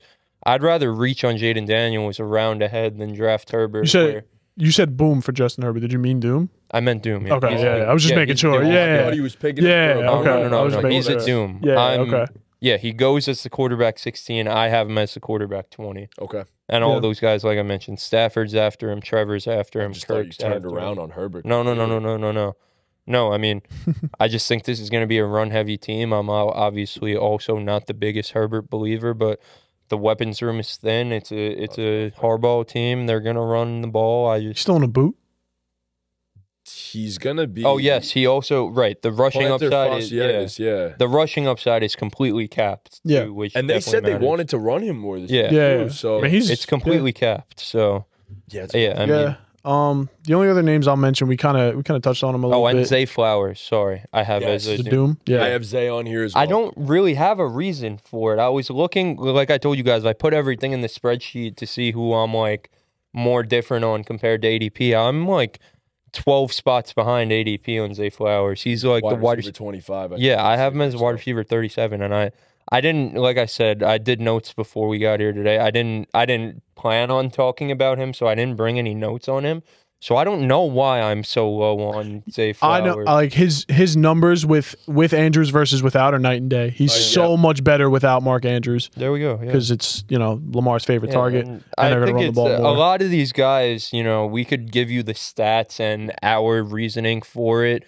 At the end of the day, most of the time it comes down to preference and it comes down to the ADP. The ADP is the most important thing when you're drafting, when you're mocking, knowing where guys are getting drafted and knowing which guys are being drafted around them. And I think the biggest thing for Zay Flowers for me is, given where he's drafted, there's a bunch of guys after him at different positions that I'd rather have. So I mean, also, just to add on real quick, if you believe in guys, don't listen to anybody else. Trust your gut. Yeah, we could say all this and totally be wrong at the end of the day because it's all unpredictable. It is the most unpredictable thing ever. Remember, you're gambling. It's gambling. It's no different than playing blackjack or anything. You could have all the stats and all the information you want, and you could still be wrong at the end of the day. I'll say my last few things. Boom, my 2 boom picks that I didn't mention. I said Amari Cooper before, and Jaden Daniels is the other one. And my last 2 doom picks, I just said Zay Flowers. So outside of that, Brandon Ayuk. The talent is amazing, but I just don't know what the situation is right now. And the last one is Hollywood Brown. Get well soon, buddy. But even prior to that, I thought he was a doom pick just because of the range of the wide receivers going around him. Yeah. My last couple picks here, I also had Jaden Daniels as a potential boom pick. I would love, if I get Jaden Daniels, I'm definitely trying to pair him up with like Jared Goff. Yes. Or maybe a Trevor Lawrence or something, just to have a little bit of safety there. And my last doom pick would probably be Devontae Adams. It's just way too high of draft capital where I can get other guys with higher ceilings, in my opinion. Taking Drake London over Devontae? Yeah. Every single time? Yeah. Yeah. Chris Olave? Yeah. Yeah. Jalen Waddle. That's tougher. If you're there in the middle of the second round, right, let's say, you drafted Brees or Bijan, Olave and London go back-to-back. Yeah. So now you're looking at... I drafted who? You drafted Bijan? Brees or Bijan? Yeah, okay. You drafted a running back. Yeah. Olave and London are gone. I hate this spot. I don't have it anywhere. I know. But yeah, I hate this it. spot Back sucks. end of the second round? Yeah. Tay's there. Ayuk is there. Mike Evans is there. Nico Collins is there.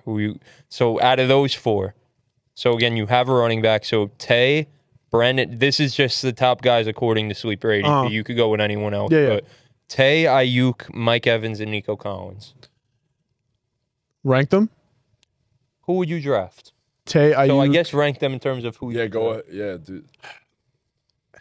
I'd probably take Nico at the top. Everyone's so high on Nico. I love Nico. Then Evans. Tay, Ayuk. Yeah. I'd feel sick to my stomach about leaving Devontae on the table because he's Devontae. We were talking about it the other day. Trunk said he would take Devontae over Marvin Harrison. Yeah, I think that's fucking insane. I'll let people do what they want to do. yeah. I mean, I'm not going to stop anyone. Yeah, I'll take Marv. I'll gladly take Marv. You go ahead and do what you want to do. Yeah, I mean, that's why I'm saying trust your gut. Yeah, I mean, that was crazy please. what Trunks was saying. I think Trunks is just such a peanut brain that just listens to everything the fantasy football. Trunks loves. I forget which one, but I've heard one of them on. Because they're Cardinals fans on the fantasy footballers. Cardinal fans. I forget which one of them said it, but They're one awesome. of them's like lower on Marv than the rest of them and said he's being drafted at his ceiling. And then Trunks comes to the group chat saying the same thing. And it's He's just a little robot. It's just not true. I don't think so either. It's I just disagree. like that's not even an opinion. That shit's just not true. Marvin Harrison's ceiling is not the wide receiver 9. Like we said, Jamar Chase was 5 or 6 his rookie year. Yeah, that's definitely Marvin Harrison's his ceiling. Is wide receiver 5. I'm not saying he's agree. going to hit that. I don't No. think he's going to hit the wide. I think wide receiver 9 is perfect for him. Yes. But that is not his ceiling. No. No way, no how. No. Yeah, I mean That's silly talk. Respect Maserati, Stalvin Marvin, the first Marvin Harrison jersey in the world. Did we go through our picks? Because I want to talk about some other shit Trunks was saying. Oh yeah, we're done. Yeah, we're done. We're done with that. So most of you probably saw the clip of Pick a Side podcast talking about Roman Reigns' aura and how Joel said he is the most aura. I don't remember the whole of thing. anybody ever. Of anybody ever. And I am arguing because he does. he's not over LeBron, man. Bro. He does not have more aura than LeBron. Bro, Matt, I'm sorry, Matt. With all due respect it's to every other human being ever, bro, how just like bro, he's so goddamn handsome, dude. It doesn't. Okay. That does matter. it That matters with but aura. LeBron but not like- handsome, has a horse cock. So does Roman. Bro, He's Samoan. He is. Bro, LeBron Dad. came back from down. Bro, he's the chosen LeBron? one, Yeah, bro. LeBron? is the one. No. No, LeBron, hear me LeBron's out. the LeBron's chosen name one, bro. is LeBron James. He's Roman a kid Reigns. from He's a Akron. character. Bro, LeBron Yeah, but left. that doesn't matter. No, it definitely Yo, LeBron matters. left You Cleveland. know what Roman Reigns' actual Oh my name God. is? I was just gonna look it It's up, yeah. Joe Anawai. Oh my god. Yeah, that's not Exactly. LeBron James. LeBron left Cleveland. They burnt his jerseys. He was public enemy number 1. He went to Miami with his friends for spring break.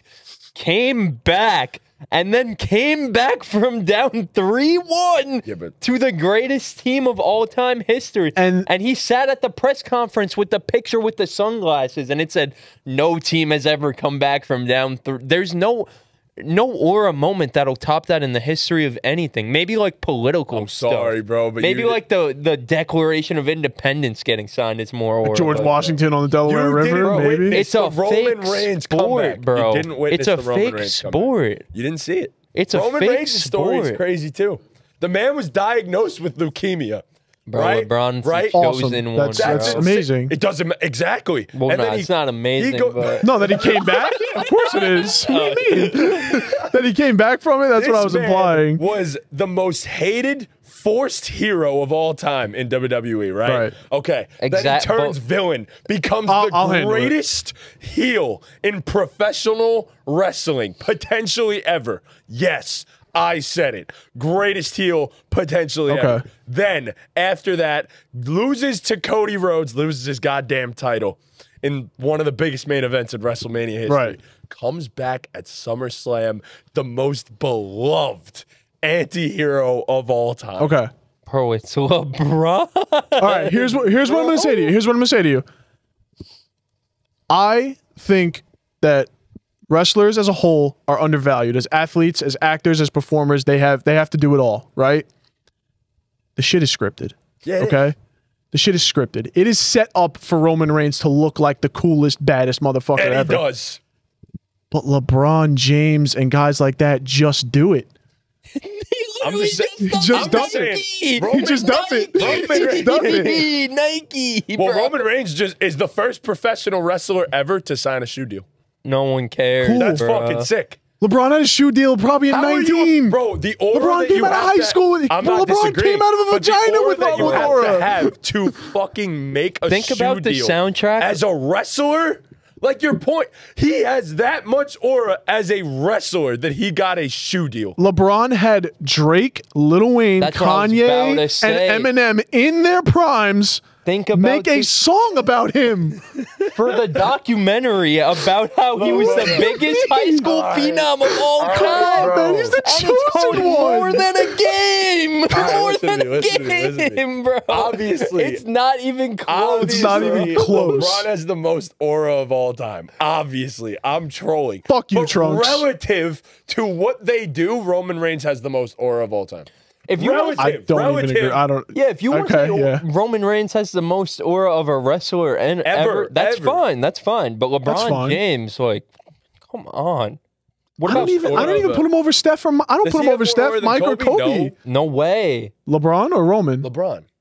LeBron have more aura than Kobe? No. I'm sorry. No. You think so? Yes. And I'm sorry, Oh, but I don't MJ know, has I mean, we man. could more go than aura LeBron. for aura. We could go yak for yak. LeBron, We could go- first of all, LeBron is the greatest What basketball does player. that even mean? LeBron, I'm not even going to respond to that one, bro. Yeah, forget. Kyle Lowry would win this competition if Right, that yeah, was yeah. the case. So let's not do. No, gap LeBron's for the greatest gap. basketball player ever. That's for sure. Yes. Yeah. But he doesn't That's have not the even most an argument aura of all anymore. basketballs of all time. I, Of all basketballs of all time. Of all basketball players. I don't know. I spent All time. countless nights in the driveway, like practicing every Kobe move to perfection. yeah, Only I don't know Michael about Jordan Kobe. have Yeah. more aura Yeah. than LeBron James. I'm Okay. sorry. That is a Okay, fact. that's fine. That is a fact. I mean, Kobe has more aura to me than Michael Jordan, just because of like Bro, personally to me the Kobe- effect he had Kobe- on me. MJ just walks Yeah, into I a wasn't room and there it's though. like, But like, if Hang Kobe on. walked into Holy a shit, room, that's it'd be Michael like, Jordan. bro, Kobe died and the whole world stopped. that's Which it would be the same thing for if Michael Oh, Jordan right. died. Yeah. Yeah, 100%. But like Yeah. the whole world, bro, like, you know, like Kobe- Kobe's up Kobe there. has one of the Kobe's most definitely up there. Kobe has one of the most iconic nicknames of all time, and he gave it to himself. Bean? What are we talking about? Black Mamba. Black Mamba. Oh. He gave it to What? himself. Bean is not dope, but oh He's yeah, just that is. Black- Black Mamba, he he's the gave it Black to Mamba. himself. Yeah. You know how much aura you have to have For it to stick. for a too. nickname to stick and for it to be as iconic as it Yeah. is. Yeah. Yeah, that's kind of crazy. Bro, Julius Randle was talking about he went in the locker room and said, "You guys aren't worthy of wearing my shoes no Take him more." off. Told their shoes in the locker room, bro. Nah, he's And wild. we're gonna talk about some Roman Reign? No, bro. Yeah, and Man. but Mike took it personal too. Like, Mike took it No, personal. yeah. Come on. And No. bro, nah. MJ has the most aura of any basketball player ever. I would just say the wasn't most there aura, for MJ. yeah, but Oh, like we're also still like recreating his championship be honest, pictures as much too. as You I know, hate with the to say cigar this, and all. The most aura of any athlete of all time is probably not even an American sport. Like Messi. Oh, it's Messi It's or Messi. Ronaldo. Yeah, It's Messi or Ronaldo. yeah, Like, yeah. Tiger that's the Woods most had aura. aura. Tiger Woods had aura. Tiger Woods Tom had aura. Brady is up there as well. See, I don't know about that. What? Tom Brady has Tom has Tom Brady has a fucking lot of negative aura moments. Yeah. Brady has a lot of negative. Like the aura. other guys we mentioned, I don't They think don't do. have a negative. They don't have a hole in their Well, game. That's a lot of negative. Nah, aura LeBron moments. said Happy International Women's Day and did that shit with aura. Come on now. LeBron has a lot of negative aura moments. A LeBron's lot. him, bro. No, No, he LeBron's is. him. That's my But- little boo boo king. But if we were ranking top 5 athletes, You know who has no With aura, aura? bro? Trey Young with that None. beard, bro. No aura, no Seen him aura. on the Paul George podcast No. with that little scrappy ass beard, bro. He looks like Nick. Oh, I'm sorry. I can't listen to Paul George since he fucking wore his jersey on the podcast. Oh, That's jeez. negative aura. That is negative negative aura aura. to the max, Yeah. bro. Top 5 athletes of all time with aura. Of all time. Messi. Messi, sure. I'm Ronaldo. not big into football like that, But so Messi's just right. Yeah, I'll give them. Messi. I'll give him. I would probably I don't even know say who has more between the two of them. MJ, Tony Hawk. Kobe. Tony Hawk. Tony Hawk didn't have more aura than any of those guys. Isn't like isn't skate like Tony Hawk's like brand. He got a whole game named after Yeah. whole game named after him. It's not more aura than. It's just not. I would say, I don't know, bro. What? Tupac. Well, he's not an athlete, but I agree. Yeah. Let's see. What's a mid athlete that had a lot of aura? A mid athlete that has a Johnny lot of aura. Manziel. Yeah. I've been looking for a Johnny Manziel jersey. I can't find a good one. Johnny so Manziel yeah, had a lot of aura. Baker Tim obviously Tebow? has eliminated. Baker. Tim Tebow. Tim Tebow. Oh my God, Tim Tebow had aura. Tim Tebow had J.R. aura. Smith. JR definitely has aura. Yeah. Chargers. Oh, Tavon Austin. Not Chargers, but yeah, Tavon Austin definitely had aura. I don't know, man. Top 5 athletes with. I think you throw the word aura around too much. We could think go in general. aura for aura. We could go skibbity for skibbity. Kid's doing brain rot. I don't even know what that means. Yeah. That's what he's doing. We're Costco guys. Of course I have to have a chicken bake with me. Brother. We're Costco guys. Of course I gotta try the new double chunk chocolate cookie. Hey, cousin Angelo, what is that? It's a piece of provolone. Hey, cousin Angelo, what is that? It's a piece of provolone. Fucking 24 people asking what it is. Bro, they all have their own logos. Is this shit that funny, bro? It's hilarious. Give me my money. None of the videos. Yeah. Bro said, oh my God.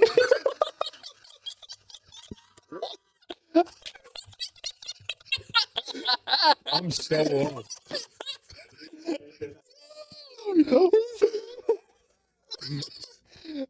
Big Eric, bruh. Big Classic Eric. Big The Eric. Rizzler has aura. The Rizzler. Crying. Bro, Bro, that's that so shit's fucking funny. You know, bro.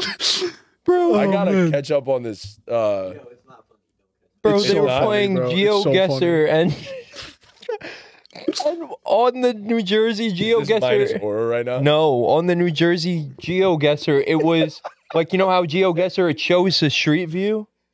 It shows the street view. yeah. It was someone like getting abducted, and they were all laughing so hard, and the Rizzler was laughing so hard, and then he Who was ripped the Rizzler? ads. The Come Rizzler's on, this bro. little fucking meatball kid, like 10-year-old goes- kid.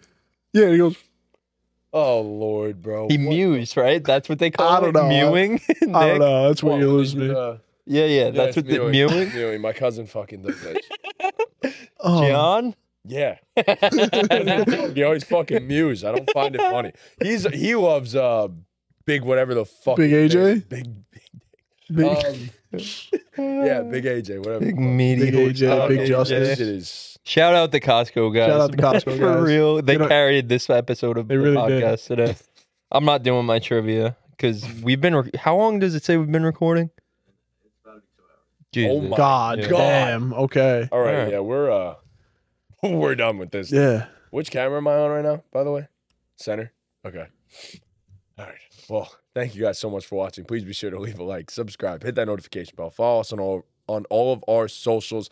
Cobb BallGame 1K hoodie. Please follow us on TikTok. We are so close to 10K. We got our top 40 wide receiver rankings coming up soon, potentially with a special guest. We are trying to figure that one out because that is an episode that is currently in the shadow realm. So we don't want to redo it with just the 3 of us. So do be patient for that. We have a lot of good fantasy football content coming up, I promise. We're not done with that yet. So what's to watch right now? Anything to watch? Little League World Series. Little League World Series. Check that shit out. Of course, preseason go South Shore. football. The Olympics are over, so it's kind of the dead time right now. Football's coming. It's on its way. Just wait on it. It's on its way. Trust me. Just give it some time, man. Regular season football is almost here. And with that, Ball game.